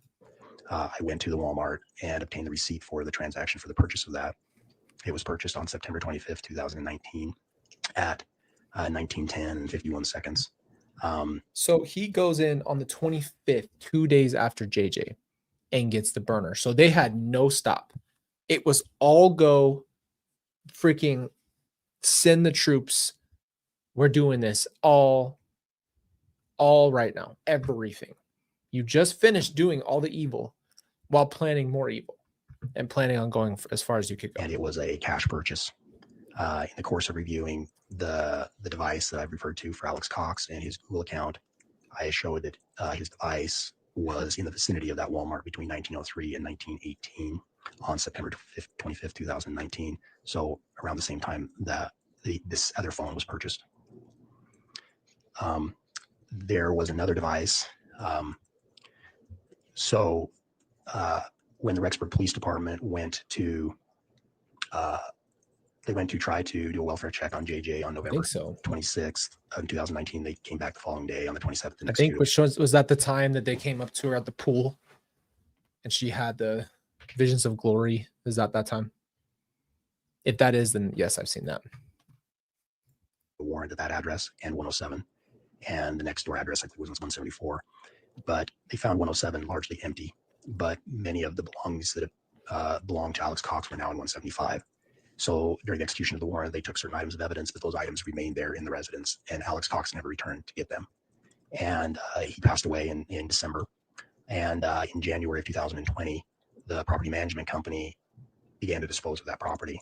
I think some was thrown away, but some was retained in storage by the property management company and the maintenance manager. And investigators, including myself and investigators of the Rexburg Police Department, went and looked at these items. I went on multiple occasions to look at these items, photograph them, and certain items were taken as potential of investigative interest. But when the property management company inventoried items they removed, they found 2 cell phones. And one of those cell phones, they turned over those phones to the Rexburg Police Department. One of those phones was found to be a track phone purchased from a Walmart, and it was purchased from the Walmart in Rexburg, Idaho at 1451 North 2nd East. And I went to conduct investigation regarding that device and found it was purchased on October 8th, 2019 at 15:25 and 3 seconds. And it was a cash transaction. And when in the course of reviewing Alex's Cox primary device and his Google account number, he was at that Walmart between 15:01 and 15:37 on October 8th, 2019. And when you went to retrieve the information regarding these phones, did Walmart in fact give you copies of the receipts? Yes, they did. And if you were shown what's purported to be copies of those, do you believe you'd be able to recognize them? Yes. Your Honor, I'm going to ask that, and I do not know if we have copies for defense counsel. Oh, sounds like they already have them. So they were marked as states 227A and 227B. If I could have those shown to He counsel. bought a second one. So he bought one on the 25th, and then he bought one the 8th, which we all know was between Brandon on the 2nd and Tammy. This happens to Tammy. They attempt at Tammy the next day on the 9th. So I wonder if he did the same thing, if he signed into his Google. The witness. Yes, you may. Yep. So burner phones, you'll see them in shows, movies. Basically, all it is, it's a phone that you can operate on that doesn't have any connection to you. You use it for one thing and you make phone calls on your burner phone. Your main phone is not connected to it, and you'd have a phone to just text call about anything. Yeah, it's a complete ghost phone. You're not you do pretty sketchy things usually when you have a burner phone, and it's basically just to not attach you to a number, but you can still, you can still use it. It's usually there's a bunch of phones at Walmart that you can buy that are cheap phones, and then they come with these cards and they load your minutes up, and it can all be done in cash, and then you can just do it. But then that's the point. Alex was going to use this phone to do what they were doing, and he signed into his Google, which effed him over, which is good. It's a good thing.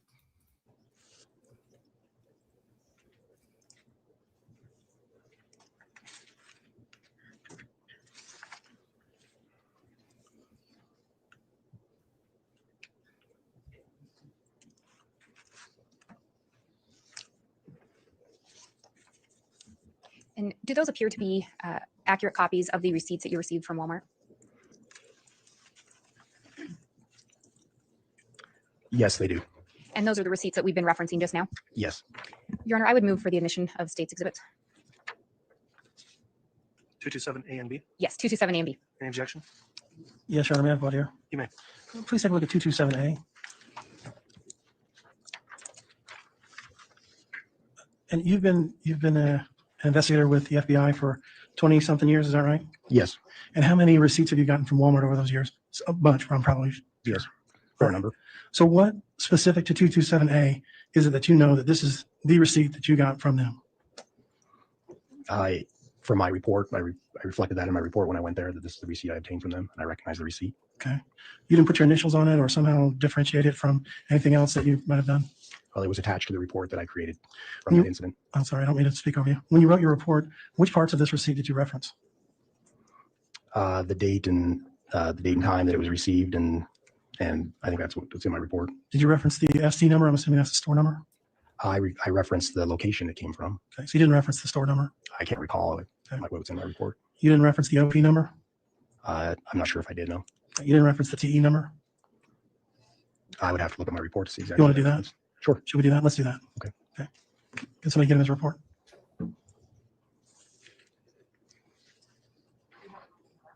That's fine. No.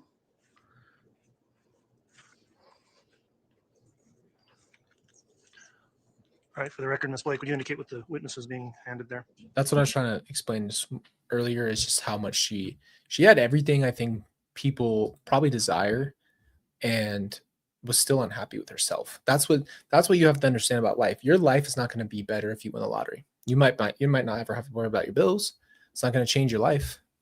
You might live in a nice house, nice car, and you find out that that stuff's more vain than you think. And it's unfortunate that she couldn't see what she had, and she had to be worshipped and had to pretend to be a god and had to do these things, and then fell in love with him. I'll never understand it, but yeah, just that's what's sad about that situation, really, more than anything, is that you have what everybody would want. That should be more than enough. Your Honor, the witness is being handed a laptop that has the report that is being referenced pulled up on it. Very well. You could have all the money you want. There's only so much crap you can buy. You could pay for everything you want. It'd be cool to be able to pay for your family, like give them houses. There's nothing wrong with money. That's the thing. There's nothing evil about money. It's really like, just so you know, that's what shows you that it doesn't matter what you have. Like, at some point, you can't buy your happiness anymore. You might really love your stuff, but if you're just walking around with a bunch of jet skis, cars, houses, it's not going to make you happy. And I think that's what makes people depressed.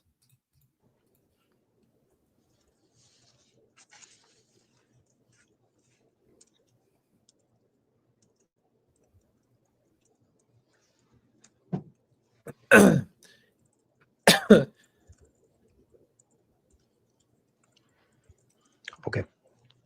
I'll take the laptop.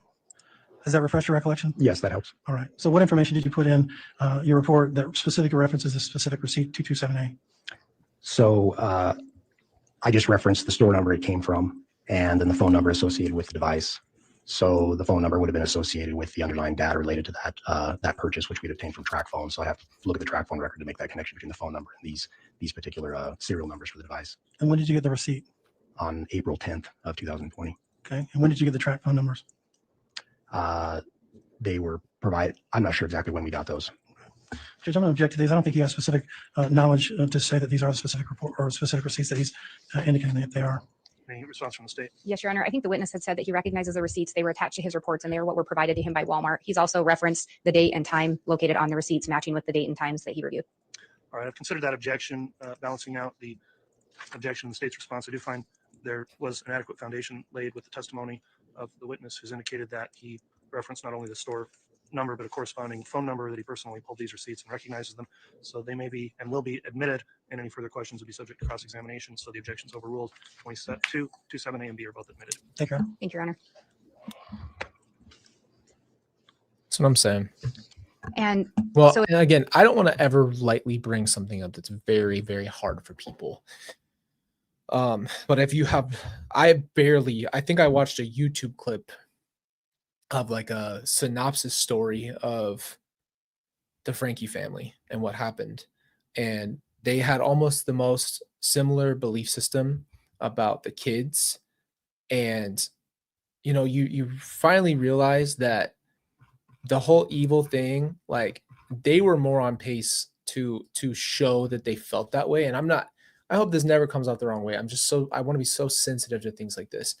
But taking them on the trip after telling, please get rid of them, to Chad, because we are so sick of taking care of these demons. That's the point. That's why they knew that they were going to do what they did. And this whole idea that these innocent, sweet little children are these horrible entities is more of a reflection of the people inside themselves. These people do not love themselves. Go look at it. You don't need too much to realize that this is exactly where it comes from. They don't like themselves. They don't love themselves. They hate themselves probably, and they project it onto their children. That's probably the best way you could possibly bring it up. As you were talking about these receipts, the receipt times then matched data location in regards to a device related to Alex Cox. Yes, the device I referenced in my review that I was reviewing, including that data that was provided to me for his Google account. In the course of that review, it was near these locations at the times referenced. And you previously said that this essentially became a joint investigation involving some other occurrences in Arizona. Yes. Do you recall looking at phone data from beginning Monday, September 30th through October 3rd of 2019 related to a device associated with Alex Cox? Yes. So that the device I've been referencing and the Google account, I first looked at it for the month of September. At a later time, Nick Balance provided me with another data file for October. So this actually goes between the two files. But on Monday, October 30th, there seemed to be a deviation from its normal pattern from 13:17 to 16:32. The device is at 565 Pioneer Road, number 107. Yeah, it's really hard. I watched just that, like I said, it was like 12 minutes, something like that. So almost like a mini documentary of the events. I'm really sensitive to stuff like this, but it's so close to what happened to my family that I kind of understand it. I would love to be able to talk to, Chad, Frankie, and his sister if they were ever open to it, because I want to give them a safe space to tell their part of it. Like I said, though, this is very sensitive and it's really hard. So it's definitely, though, a thought. It's been on my mind for a while once I learned about what it was, because it's insane how close it is, truly. Cox's apartment. And then there's a period of nearly 3 days. It doesn't go back to 107, and it does not appear back at 107 until Thursday, October 3rd, 2019. Really close. At 14:20. So beginning on the afternoon of September 30th, that night, that device appears to be at 175 that night. Then the night of October 1st, also at 175. And then the night of October 2nd at 175. And I also believe that the entire day of October 2nd, it was also at 175. And then not until the afternoon of October 3rd does it go back to 107. And were there some other data points associated with that device that aren't indicated on this slide? Yes, this is a summary of what the activity showed. And is this a summary of the activity that drew your attention? Yes. And that was because it deviated from the normal pattern with regard to that phone? Yes. Did you also look at location data related to several gun ranges? So in the course of my review, I documented periods of time when the device was at or near gun ranges, specifically a gun range in Rexburg, Idaho, the Unified Sportsman's Gun Club range. I don't think and so. then one in Fremont County as well. And on this slide, does this cover the dates that you found the device to be at or near a gun range? Yes. So this is a portion of the data for the particular days of September 3rd, September 26th, and September 27th. So on September 3rd, between 13. So the synopsis, I don't want to get into that since it's a whole nother series for us to go through at some point, but Lori and Ruby are very, very, very similar. They actually were both reading Visions of Glory. They both had almost the same exact idea that their kids were demons, all kind, like literally, I mean, it's actually insane how close in relation they are. They're both LDS women in their 40s to 50s and just tortured her. She tortured her children. It's not worse, but to me, it's worse to torture someone than give a little bit of mercy. Again, there's nothing good about either one, but torturing someone and then them having to live with that torture for the rest of their life is so unbelievably heartbreaking to me. There's no winning there, but I just don't think I could ever, like, that's the only safe place I had with the kids is that hopefully there wasn't any torture involved. But they're strong. You'd rather them be here than not be here, right? It's just a really, really complicated amount of emotion and pain. But I felt that pain for them so hard. I sobbed my eyes out, dude. I felt that pain. So yeah, I met all of Tammy's like people that were there for her to give their victim impact statements. We went and had lunch as a big group. It was kind of beautiful to see that. I'll tell you this, though, I didn't have anybody there from my side of the family. Literally nobody. And 1346, it appears to be close to this gun range, a very narrow window of time. Then it travels to a Walmart from 1405 to 1436, and then it's back at the gun range after that from 1459 to 1651.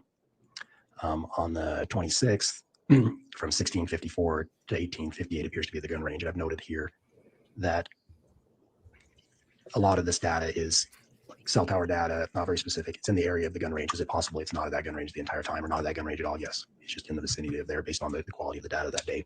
And also on September 27th, we had a similar situation from 1554 to 1845. The device is near or at this gun range, the Unified Sportsman Gun Club in Rexburg, Idaho. Did you also look at data related to September 28th? So on Saturday, September 28th, it was also at that same shooting range, the Unified Sportsman's Gun Club. And from 1525 to 1758, we had a series of data points in that area. On this particular day, we had a number of GPS data points as further down into the range. So on this overhead map, this is a snapshot of the range. Here in the lower part would be a firing line for one of the ranges, and this looks like a firing line as well. And at a gun range, it's typical for people to set up a target, and when the line is clear, to go down range to get either set up their target or go look at a target they've been firing at or retrieve one when they're done. And it appears we have the device going down range down to this furthest berm. This is a rifle range. This is a 100 meter, 200 meter, and 300 meter berm. So it appears to go possibly to the 200 meter, but also to the 300 meter berm, and then return to the firing line again. And is there, over in what would be my right-hand corner on the lower side, can you tell us what we're seeing there, what that other structure would be? This? Yes. So this is another gun range. It appears to have a much closer berm to the firing line. That appears probably, based on this being 100 yards, I would guess a 50-yard range, but something that somebody could probably shoot rifle or pistol on that. Generally, this would be a rifle range based on the distances in my experience. And based on the data points that you recovered, did it appear that the device was over in the shorter pistol range? Not on this particular day. At least we had no data from that. Did you also look at data involving the device being located at shooting ranges or gun ranges in the month of October? Yes. And what did you locate? So on October 7th, it actually went to multiple gun ranges. Some for appears to be very narrow windows of time. So it might have just almost just driven by, went there and left immediately. But there was one at 1240, and it was really just to the place and then left immediately in that vicinity. And then it went back to Alex's apartment at 565 Pioneer Road, was there for only maybe a minute. And then it was went back to a different gun range, in Rexburg, the Unified Sportsman's Gun Club. And it was there from 1325 to 1329 in that vicinity. And then it drove to, I think everybody, her sisters, her brothers, her dad, all their spouses, everybody. So they're amazing. They're really sweet people. And I always try to make sure, like, to remind everybody, like, I can see that Tammy is probably a little bit more overshadowed based off of the kids, and Charles too, like, everybody kind of gets pulled a little bit further back because the kids is just so hard, but they're both equally as victims, and it was hard to see their pain from a different place. Does that make sense? It was hard to see their reaction to what happened, their victim impact statements from the other side, because all I really knew is what happened to my family, and I was heartbroken. But then I was like, you know what? Tammy's just as important. It's not, you can't really push her aside for the crazy part of the kids. And then, it's a hard situation. It's a hard situation. But when I heard that, them talking about their sister, his daughter. Like you just see the effect that they've had from it. But it's all, regardless of how like different it is, it's all the same thing by the same people in the same group. So that's what makes it so hard. You really see the impact that this has on so many people. And then we're all together. Not all of the law enforcement is there. And I know not everybody who worked on this case could be there, but you're just like looking at these people and you're like, dude, how is this possible? How are this many people just directly a part of this and affected by this? The Fremont County Sportsman's Club public shooting range, again, the one that had been earlier in the morning, and was there from 1350 to 1416. It left there and traveled to Alex's apartment at 565 Pioneer Road, number 107. Again, was there from 1437 to 1443, and then travels from there back to the Fremont County Sportsman's Club public shooting range again from 1503 to about 1524, and it's in that vicinity. And then did he go back on October 8th? So there were 2 visits to shooting ranges on October 8th. Device appears to go to the Sportsman's Gun Club, one in Rexburg, but only for a very short time, 1 or 2 minutes. It appears to go there and leave. And then it goes from there to the Fremont County Sportsman's Club public shooting range, gets there at 11:07, stays till 12:29. I did note that there were, the device appeared to be near around 100-yard range, at least for part of the time it was there. And generally the 100-yard range, would that be getting over into where people normally shoot rifles? Yes. Were there some additional days in October when the device was at or near gun ranges? Yes, on October 12th, it went to the Fremont County Sportsman's Club public shooting range. No, we're actually going to do It this was there together after this one ends, with just a couple more times. A couple more videos on this one, then we're going to jump over to Chad's and then finish this off. 1457 to 1701 in that area. And in here, I noted that it had spent time around the 50-yard range. And then on October 13th, it was back at the same shooting range again from 1249 to 1440. And it seemed to be at 2 different ranges, one a rifle range and one a pistol range. Did you locate additional data points for October 15th of 2019? So it went again to 2 shooting ranges on the 15th. It went to starting in the morning at 1801 to 920. It was at the Fremont County Sportsman's Club public shooting range, again near the 50-yard range. And then it left there and traveled to Walmart from 934 to about 1015. And it traveled to Alex's apartment, 1024 to 1216. Then to the apartment for Lori Vallow in 175 from 1217 to 1317. And then back to Alex's apartment, 1319 to 1327. It then leaves there and travels to the vicinity of the residence of Chad Daybell, 1341 to 1356. It's there, about a 15-minute period. It then departs there, goes back to the apartment for Lori Vallow from 1454 to 1515. And then back to Alex's apartment from 1517 to 1601. And then back to the same shooting range it had been at in the morning at the Fremont County public shooting range. Damn. And it's there from 1623 to 1817. And it's a little unclear, but it's kind of between a 50-yard and 100-yard range in that area. Was that the last date in October that you discovered any location data associating Alex Cox with being in the vicinity, or a device associated with him in the vicinity of a gun range? Yes, that was the last time I saw him travel. The device traveled to a gun range at least in the month of October that I reviewed. Did you focus in on the date of October 9th, 2019? Yes, I did. And was there a reason that you were specifically looking at October 9th of 2019? There was an incident at the residence of Chad Daybell on that evening. And are you aware what the incident was? Yes, it was reported that a person wearing a mask had pointed a weapon or a paintball gun at Tammy Daybell while she was unloading her car in front of the garage. And I should back up and ask, is this part? I don't know. I don't know what you do when there's like a house or something that has history like that. I'm assuming they'd want to rent it out. It's just for them. Must just be business. It's not their fault, not the complex's fault that somebody did crazy stuff in there. I don't know. I don't know how that works. Part of the reason why you were looking at the data location involving gun ranges? Part of it, yes. What was the other part of that? I really reviewed all of the data, but I didn't note these trips to the gun ranges. But because of our concern that the weapons could have been used in some kind of crime. And when you say the weapons, were those weapons recovered from a residence? There were weapons recovered from Unit 175 where Alex Cox had left his belongings. Did those also have relevance based on the attempted shooting of Brandon Muto? Yes. So then, based on that attempted shooting of Tammy and focusing in on October 9th, what are we seeing in this slide?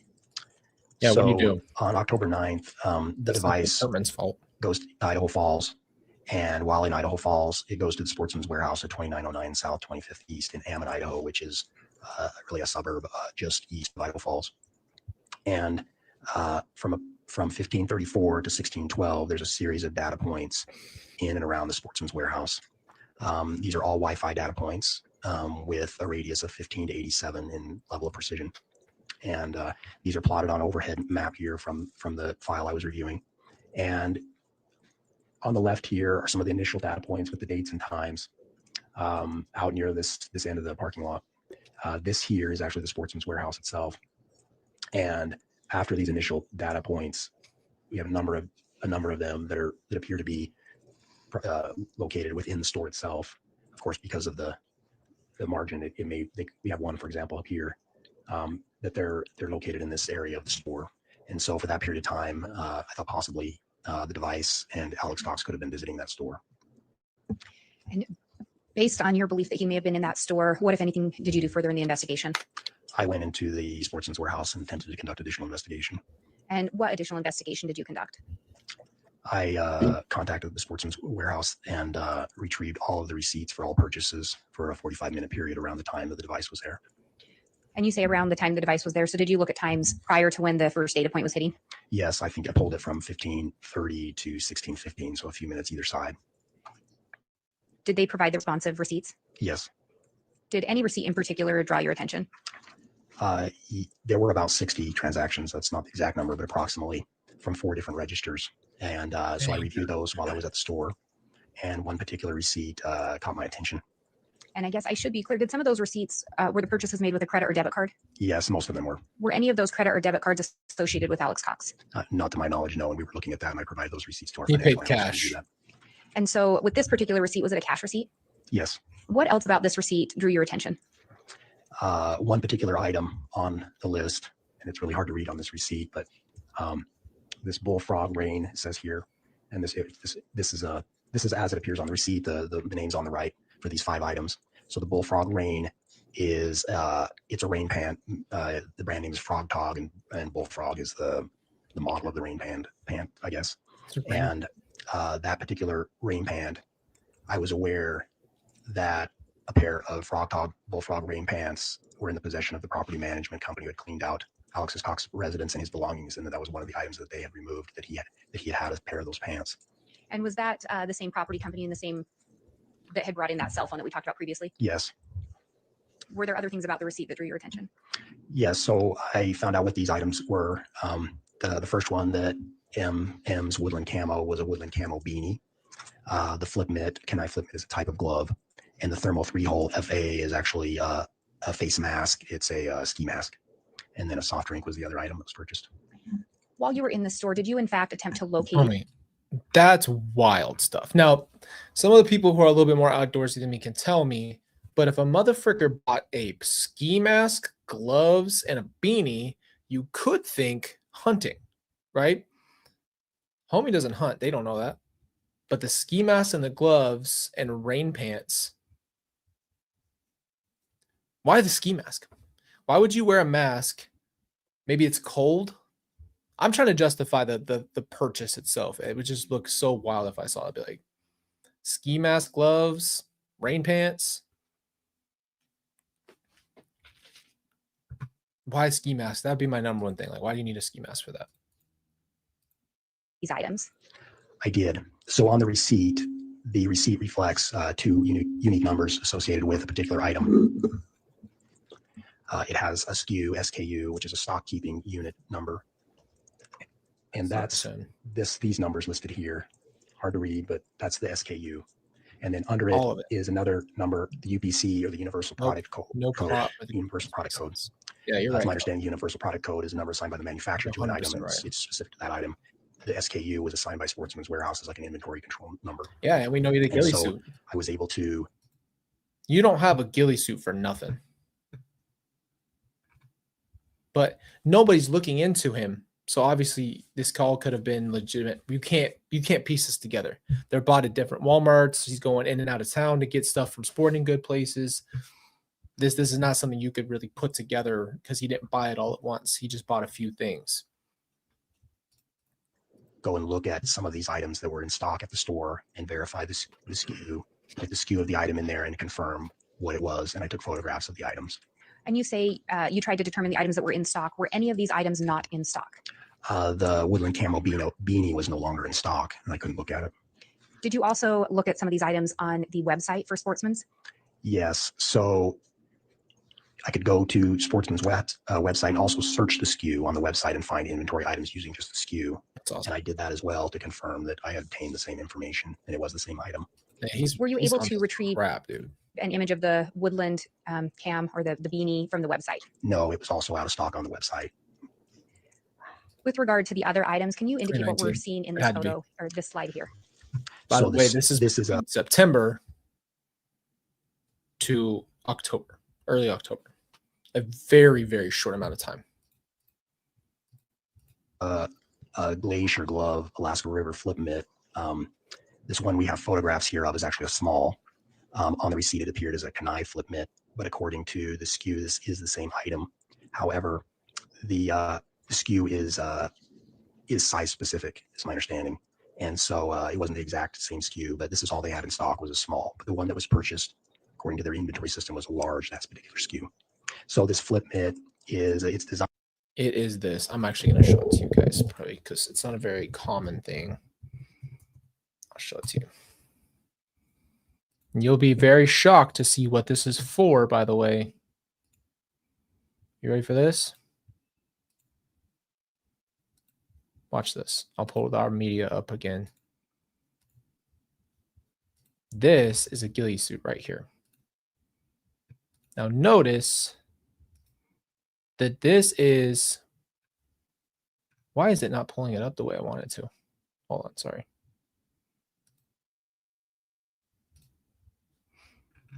Do you notice anything very specific about almost every picture?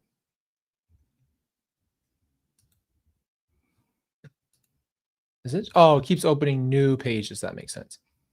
Every single one of these has a gun for a reason. And the gun is because that's really what it's for. It's actually a military tactic or a hunting tactic to blend into your environment.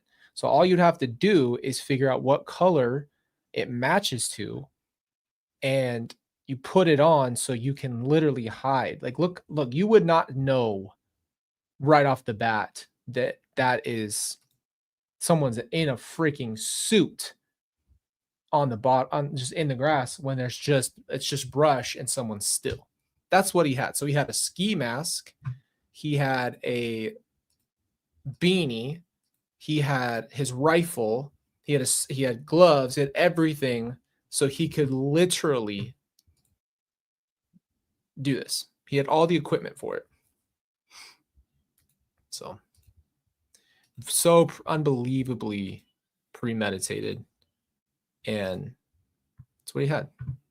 So yeah, you would literally, this is more, to me, I've never seen a hunter use it. I know that's probably the other big reason why people use it, but realistically, this is seriously like, this is like military sniper stuff, like hide in the brush from the enemy so you can take them out or whatever the case is. But to me, I've always seen it applied in a military setting. So to allow the bottom half of the fingers, the ends of the fingers, to be exposed. So you can do something where you require dexterity with your fingers, manipulating your cell phone or tying a fishing knot or using a firearm.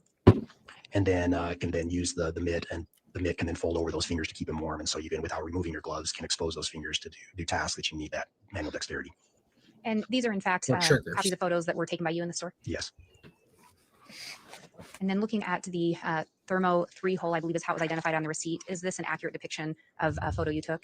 Yes, correct. So based on the SKU, this is the same item, though the brand on the tag was Igloo's 3-hole ski mask, but how it appears on the receipt is a thermal 3-hole FA. But the picture on the right, the gray picture, the gray mask is the one that was in stock. It had the same SKU as the one on the receipt. yeah. And when I went to the website and also searched the SKU, they had a photo on their website of the mask. It's definitely not something I think is as common. You only have it for stealth. That's it. And that's definitely a level commitment. Like, you put one of those on, you're talking about being in one position for a very long time to blend in and you probably don't want to move too much. What if someone saw him in the grass? Like, dude, he got out of his car on that road where anybody can see him in a ghillie suit and then laid down with the gun. How the did he pull that off? I'm actually genuinely like, we're not talking about secluded land. We're talking about there are neighbors. Yes, they might be busy, but like you could be seen at any moment laying down, getting in position with your rifle.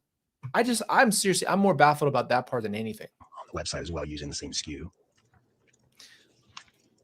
And then we talked a little bit. And what else was his plan? Once he did it, how the hell was he planning on getting out of there in a ghillie suit driving down the road? I'll never understand it. I'll never understand About those frog tog pants having significance or drawing your attention. Can you tell us what we're seeing in this slide? So these are the frog tog pants they had in stock there in the store. And the SKU for these pants in the store are the same ones as on the receipt. And the number on the receipt, the SKU is actually, again, size specific. And so this had the same SKU as the receipt. And so I took a photo of the pants. I took a photo of the pants and also the tag with the UPC. And to look at the SKU, I might say we had to use a handheld scanner that they have, an inventory scanner, to verify the SKU was the same. But I did that with an employee helping me, and I looked at the scanner to verify they were the same. Did you also look at some searches done by on the Homer J. Maximus account? Yes. So Google has a search function, and when you search Google, they can track information regarding searches that you've conducted. And on the Homer J. Maximus Google account, It's a small town, homie. You're not gonna get away. Oh, it was dark. Ray, you always come in with the context here. I don't know, man. I'm just saying. That just sticks out like a sore thumb, though. You know? There's other people across the street on that side facing the fence, bro. Facing the property. You can see it from their house. You open your front door, you'd see them. That's why I'm so baffled. I understand the whole farming thing. My old boss was a farmer. Like, I get it. I get that you burn your wood. I get all of that stuff. It makes logical sense, especially if that's what you do. But again, it's still crazy if you're on the land where people can walk out of their door and see you. A number of searches were conducted, and including there was a search on October 9th of 2019. And the search term of the search was frog tog sizing for pants. And October 9th is the same day that Alex Cox's device was in the Sportsman's Warehouse vicinity? Yes, that was the date that, yes, correct. And then just to clarify as well, some property provided turned over to law enforcement from the property management company of those Pioneer Place apartments, turned over a pair of pants similar to this? Yes. So Detective Ray Hermosillo of the Rexburg Police Department had been in communication with this property management person about the pants previously, but she still had them in her possession when I went there this day. I alerted Ray Hermosillo to finding these pants, and he went and retrieved them from her. And when he got them, they actually still had the tag on them, and it still had the sportsman's tag on them, and it was it had the same UPC and SKU, and it was also Frog Tog brand bullfrog rain pants size large. And did you personally observe those pants that were recovered? Yes. And did they appear to be the same pants that were seen in the photo or similar? Yes.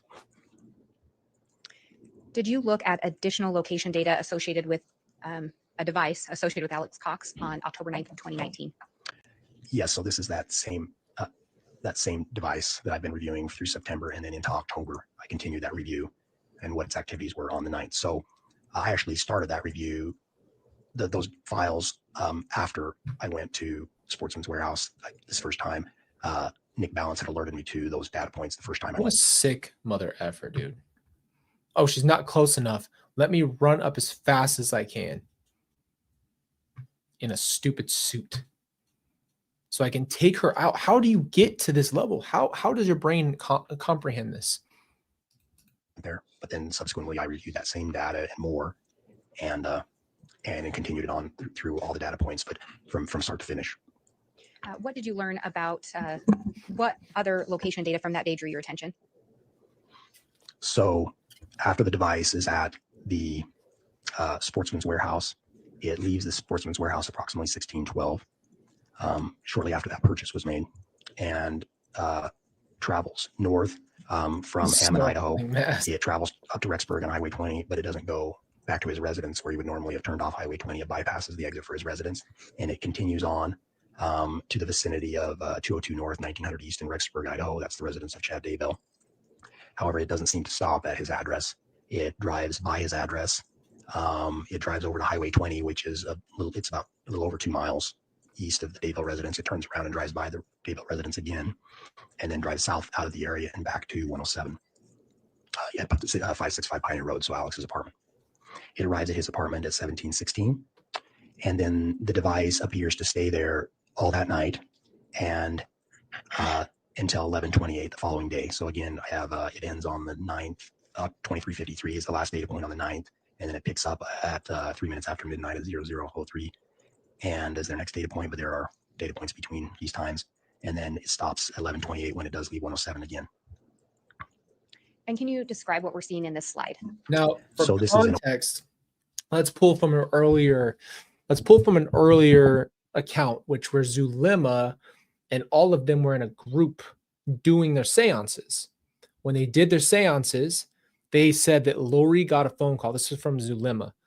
Lori got a phone call and started going at Alex, saying, "You idiot, can't do anything right," all this stuff because he missed. So he had to report back to the generals, which would be probably Lori and Chad, first Lori. But remember, during this, they're seancing. They're wishing this will happen. And I think it was on Tammy. And man, dude, this is just almost too much to believe. That's just so crazy to me. Just a woman, a mother, a wife just going home to her house. No idea that people are after you. Anyway, so yeah, that's what it was. They were literally doing the prayer on her the night that he did that, and then she got pissed off, and Lori screamed at Alex for missing.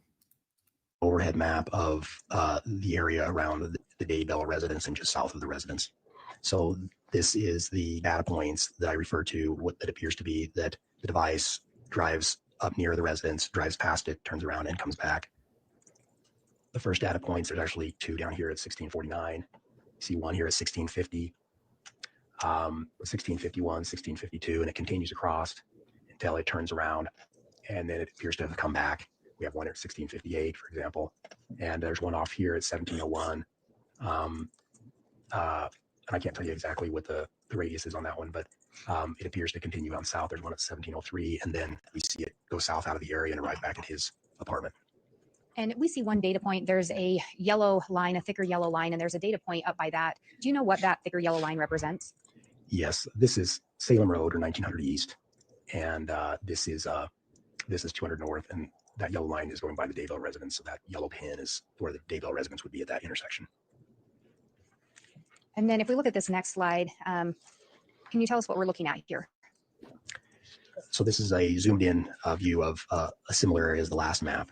So we have Salem Road or 1900 East, 200 North here on the south, and the Daybell. It's also put into context that Tylee and JJ are back there on the property. So he wanted to do this at the same property as a double crime is right there as well. And there were people who wanted to make this property a true crime Airbnb where you could go stay and have a great old time. Yeah. They wanted to make this, by the way, we know what happened to Tammy at this property, and they still, knowing that full well, wanted to make it an Airbnb. I'm not gonna lie. I would be in a full out, we'd have real problems. Had that happened, there would have been serious problems. You don't ever. No, it's so disrespectful. I can't believe that was on people's brains.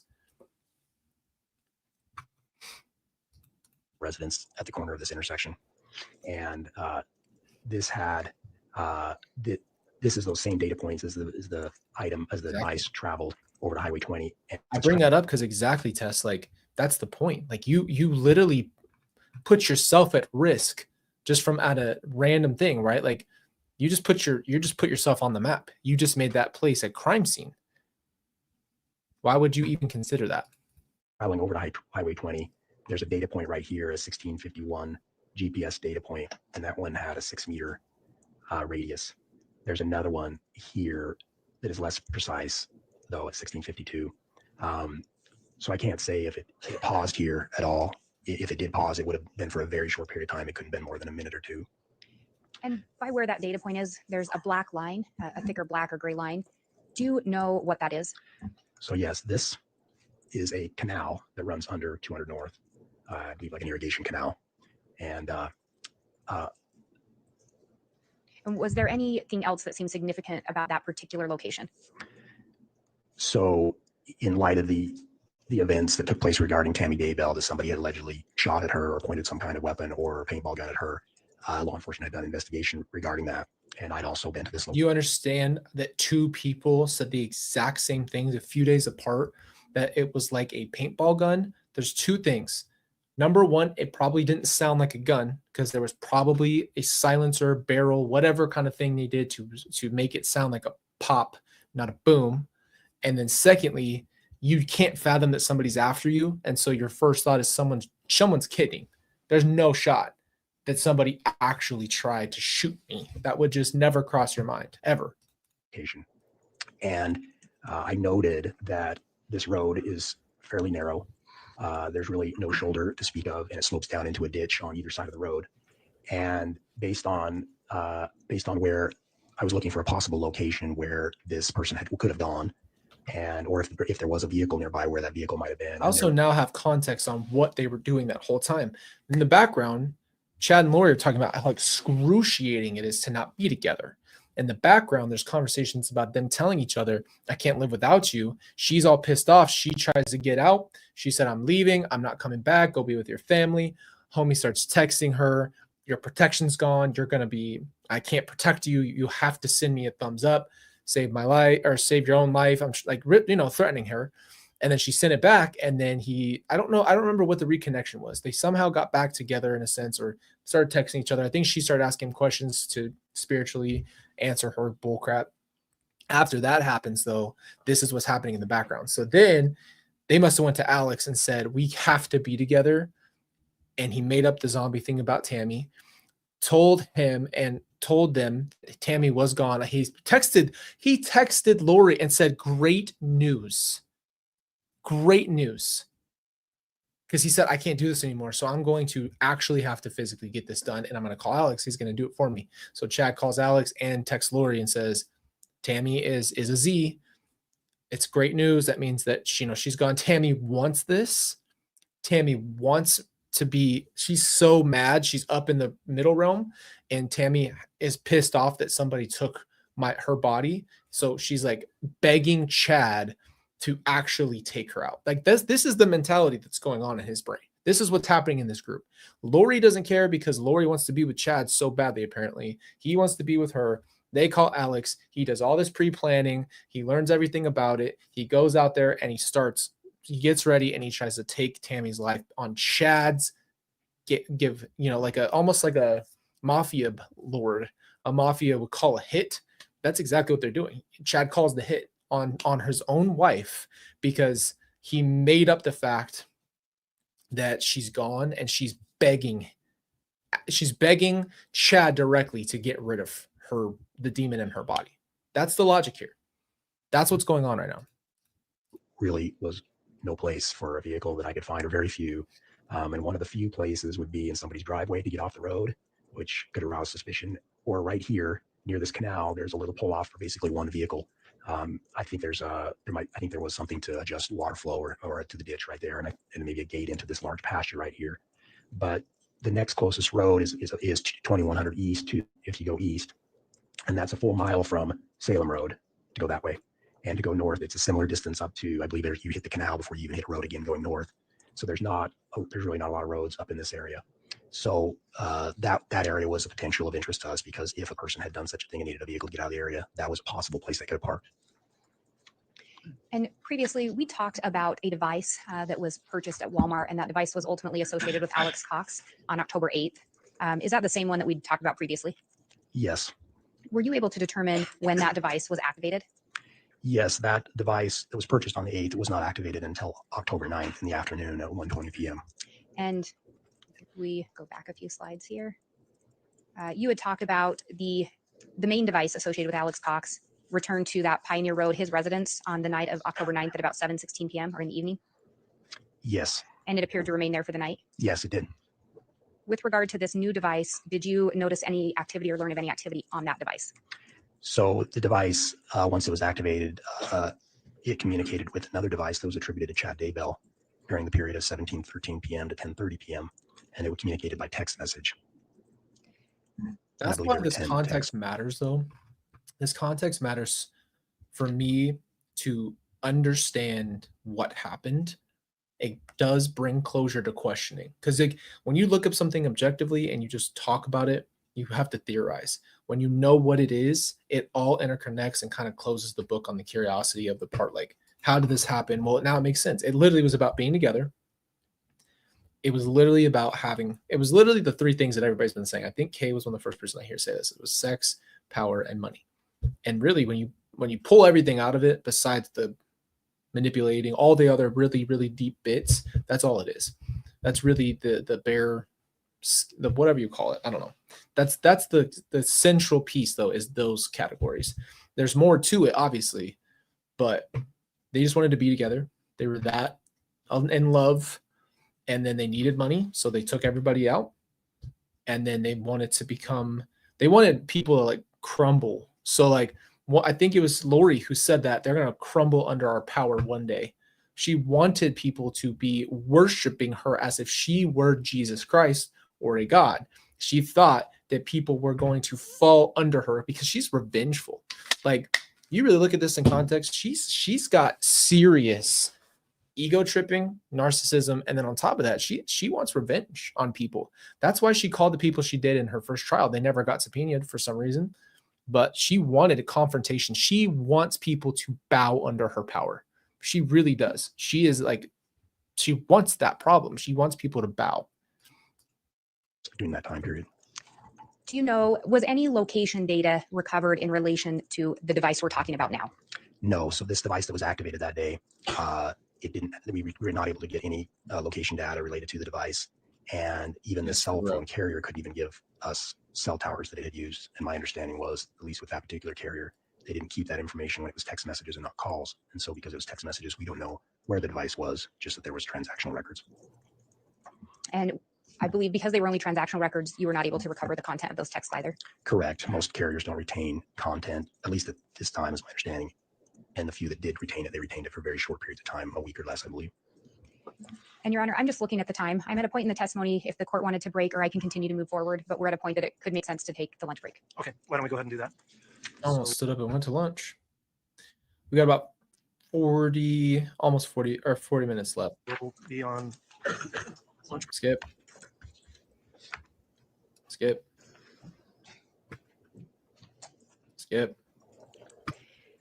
And then with regard to the month of October, did you look at some additional location data? Yes, I did. Were there some specific days or a date that you focused on? I observed some activity between October 16th and October 18th where the device left Rexburg area and went to Las Vegas. And could you determine an endpoint in Las Vegas or one of the stops at least there? Yes. So it left on the 16th, and from Lori Vallow's address 175, it went to the Comfort Inn Suites in Hurricane, Utah, along I-15, and it stopped there for the night. And then the device continued on into McCarran International Airport, which is now Harry Reid International Airport. It was there on Thursday, October 17, 2019. It was there from 1356. They're in St. George. They're in Hurricane, or right outside of it. 1410, and then it drove back from that point to back to Rexburg. There were some other stops on this trip at like gas and restaurants and things like that, but the trip was fairly continuous other than the overnight. Did the trip have any relevance that you determined to the investigation? Yes. And what was that? That Lori Vallow had taken a flight from Las Vegas on the 17th. Las Vegas. And did the date of Friday, so October every 18th? time they tried to unalive people besides Tylee and JJ, they wanted to get out of town for deniability. They wanted to go to Missouri. They went to Hawaii. And that's one of the main things Lori says in her interviews. You got to pick her apart. She says that how could I have been there for Tammy? I was out of town. Okay. Just because you're out of town doesn't mean nothing. Become important in the investigation? Yes. Good And why was that? question. I don't know. The night of the 18th into the 19th was the night that Tammy Daybell died. And can you describe what we're seeing on this particular slide? So on the so on the afternoon of the 18th, the device had left the apartments at 565 Pioneer Road and drove south to Idaho Falls. It was there for the afternoon at a few different locations, but the last location was in the vicinity of the Chick-fil-A at 1958 to about 2132. It's in or around that Chick-fil-A area in Ammon, Idaho. At around 2132, it drives north from Ammon, Idaho towards Rexburg. It actually bypasses the normal exit to go to Alex Cox's residence and continues north towards the Daybell residence. So this map is an overhead view of Rexburg is in the southern part of this map. The Daybell residence is this pin on the north part of the map, and this is part of that trip back from Ammon, Idaho, and Idaho Falls area, back up towards the Daybell residence. So at 2205, approximately, it's near this interchange exit on Highway 20, and then it continues north to this area. It says Salem right there, but right at that intersection of Salem Road, and I think it's Salem Church Road is the east-west road. There's a Church of Jesus Christ of Latter-day Saints chapel there, and the device stays in that area for a period of time.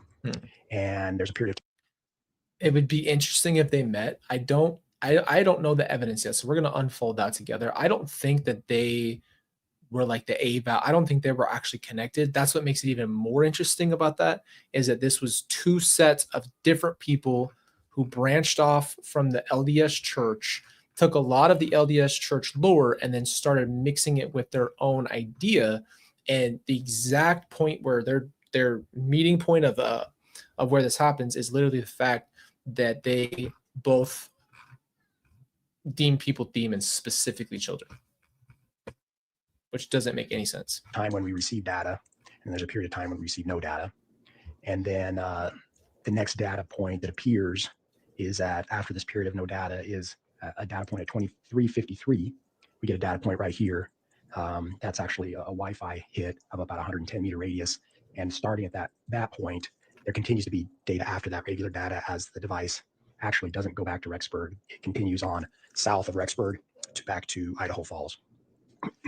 Did the device remain in Idaho Falls for the duration of that night? Could you tell? Yes, it appeared to go to a hotel in Idaho Falls, a Hilton Garden there, and stay the night.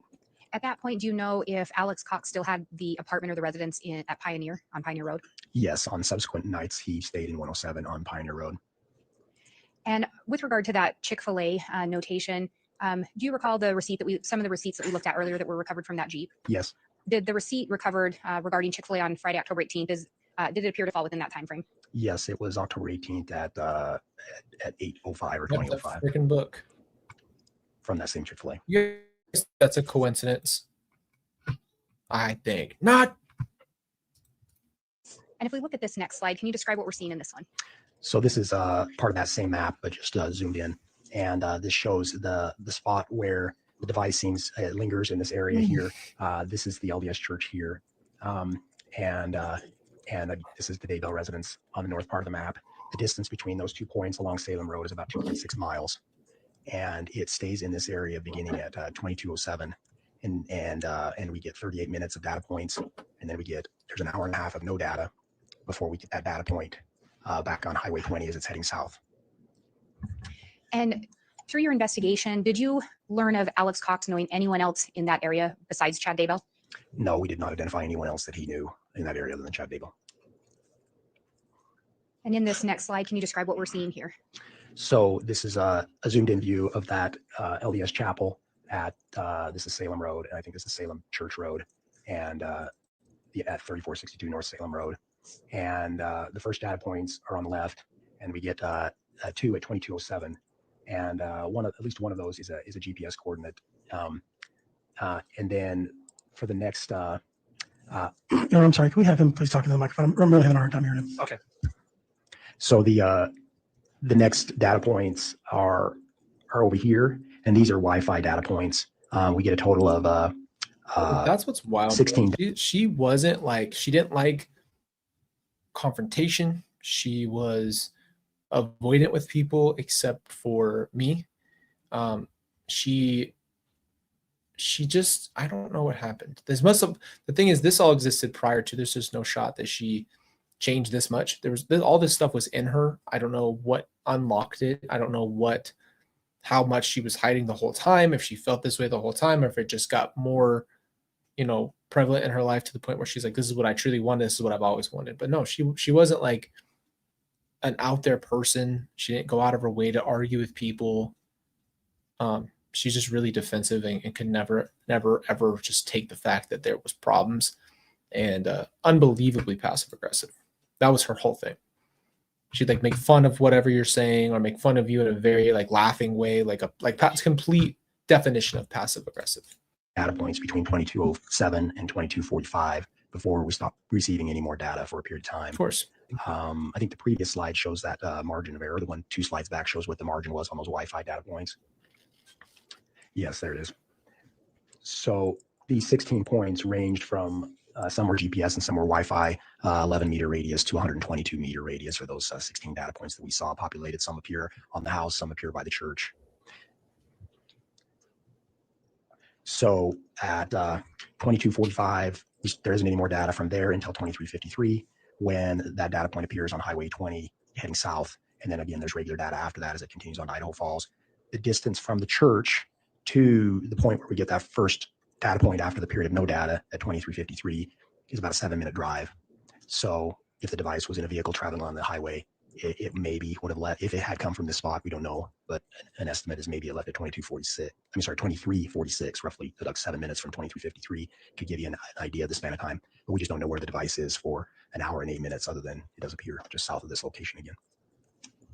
And when we see the data points on that residence located next to the church, are those data points within a radius that the vehicle or the device could have been in the church parking lot? Yes. Oh, unbelievably. It's not even a question.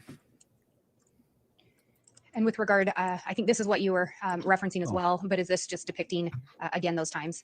Yes, correct. That's same information I just mentioned. And through your investigation, you reviewed the data location for the month of October, is that correct, of 2019? Yes. Is this a summary of the times that a device or that device was in the vicinity or at the Daybell residence? Yes, during the month of October, I identified 3 dates that it seemed to go into the vicinity of the Daybell residence. The first one was October 9th, which I talked about previously, when it doesn't seem to stop at the residence. It just drives up to the intersection near the residence, drives east, Highway 20, turns around and drives back by the residence before driving south back to Alex Cox's residence. This whole thing, we're going to have to sit down and talk about this when we watch it, but this was the only thing I watched that whole time. In this whole thing, I just watched the sentencing that day that it happened. And I was working for Amazon, and I was in the truck listening, and I was screaming out loud. I just was so upset with what she was saying. On October 15th, 2019, it went to the residence again between 1341 and 1356, about 15 minutes. These data points were in the front or area of the residence. There weren't any data points anywhere else on the property. They just seemed to be near the front of the residence. And then on Friday, October 18th, 2019, it drives to that church, which is 2.6 miles south of the Daybell residence. None of the data that I saw for the 18th showed that device going closer than 2.6 miles or going up to the actual Daybell residence. Thank you. If I may have just a moment, Your Honor. You may.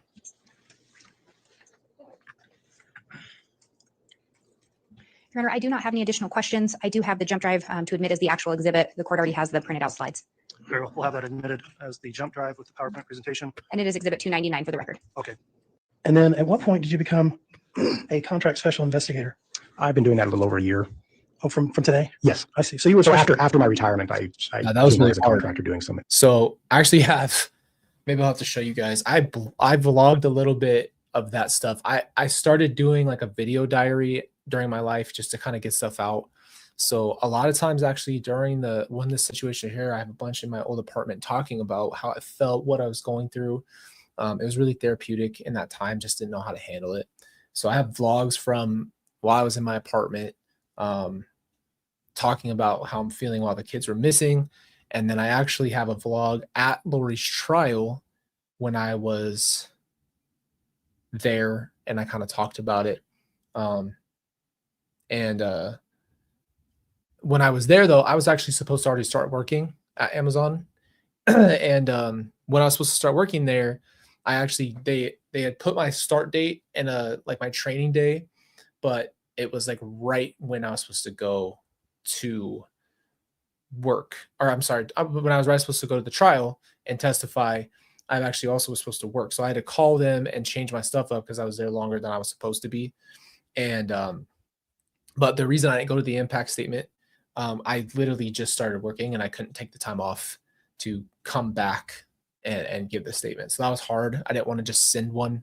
I think Rob's amazing for reading it out for me and doing that, but I would have been there to at least say my piece. But I just started working, so I literally couldn't come out. So that's what that was. Investigative work for the FBI. Okay. So you were a special agent during the time of most of this investigation. Is that right? I don't know. I don't know if they knew.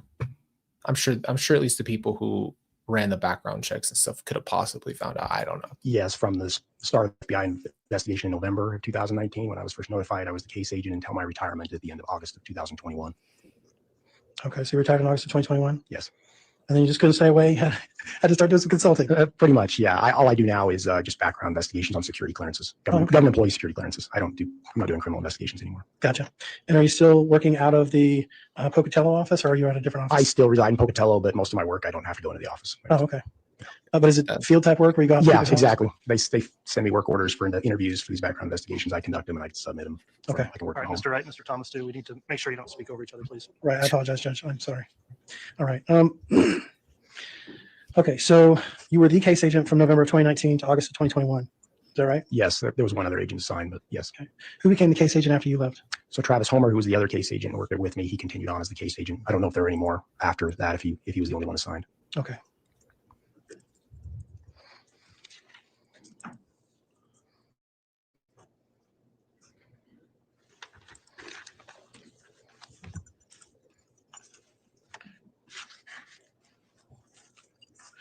So you testified that you had some interaction with Ian Pulowski. Is that right? Do Yes. you recall when that was? I first met him on December 5th, 2019. He came to the Rexburg Police Department and he was interviewed. I sat in on that first interview. There was another follow-up interview, I believe, the following day, but I was not present for that one. Okay. We got to put this on pause. Still got a lot of sick people in the house. What we're going to do is tomorrow we're going to finish out the week. We are just going to listen to the very end of this one and jump right into our next one. Like I said, this puts us at about 1 to 2 more things, and that includes the sentencing. So we're almost completely done. I hate to cut this off, but also need to go take care of them. With that being said, I love you and appreciate you guys. We are going to finish this tomorrow morning, right before we start our new one. And then it will basically be right about the point where we watch the sentencing and we wrap this one up. And then we're gonna start on Chad's. And again, we'll highlight Chad's because we don't want to really listen. I'm not, it's not that it's not important. It's just going back and re-listening to the exact same people saying the exact same thing from the first time it's not necessarily super important if we have the context already. So anyway, with that being said, you guys know I love you. I appreciate you. Thank you for being here today. I will see you guys tomorrow. I will do a better job at making sure you guys have updated times and stuff on the community tab and just making sure you guys are set for our lives. You guys have been an amazing, loving family and community. Thank you for your chats. Thank you for just being here. And mods, always thank you guys. You're amazing. You guys do everything for us on the channel. And it's just incredible to have such an amazing community, man. Appreciate you. We'll be going live again in the morning, and then we'll probably be done this week on Friday, but we'll see how it goes. I'll just keep you guys up to date. Appreciate you. Love you. Have a good rest of your day and or night.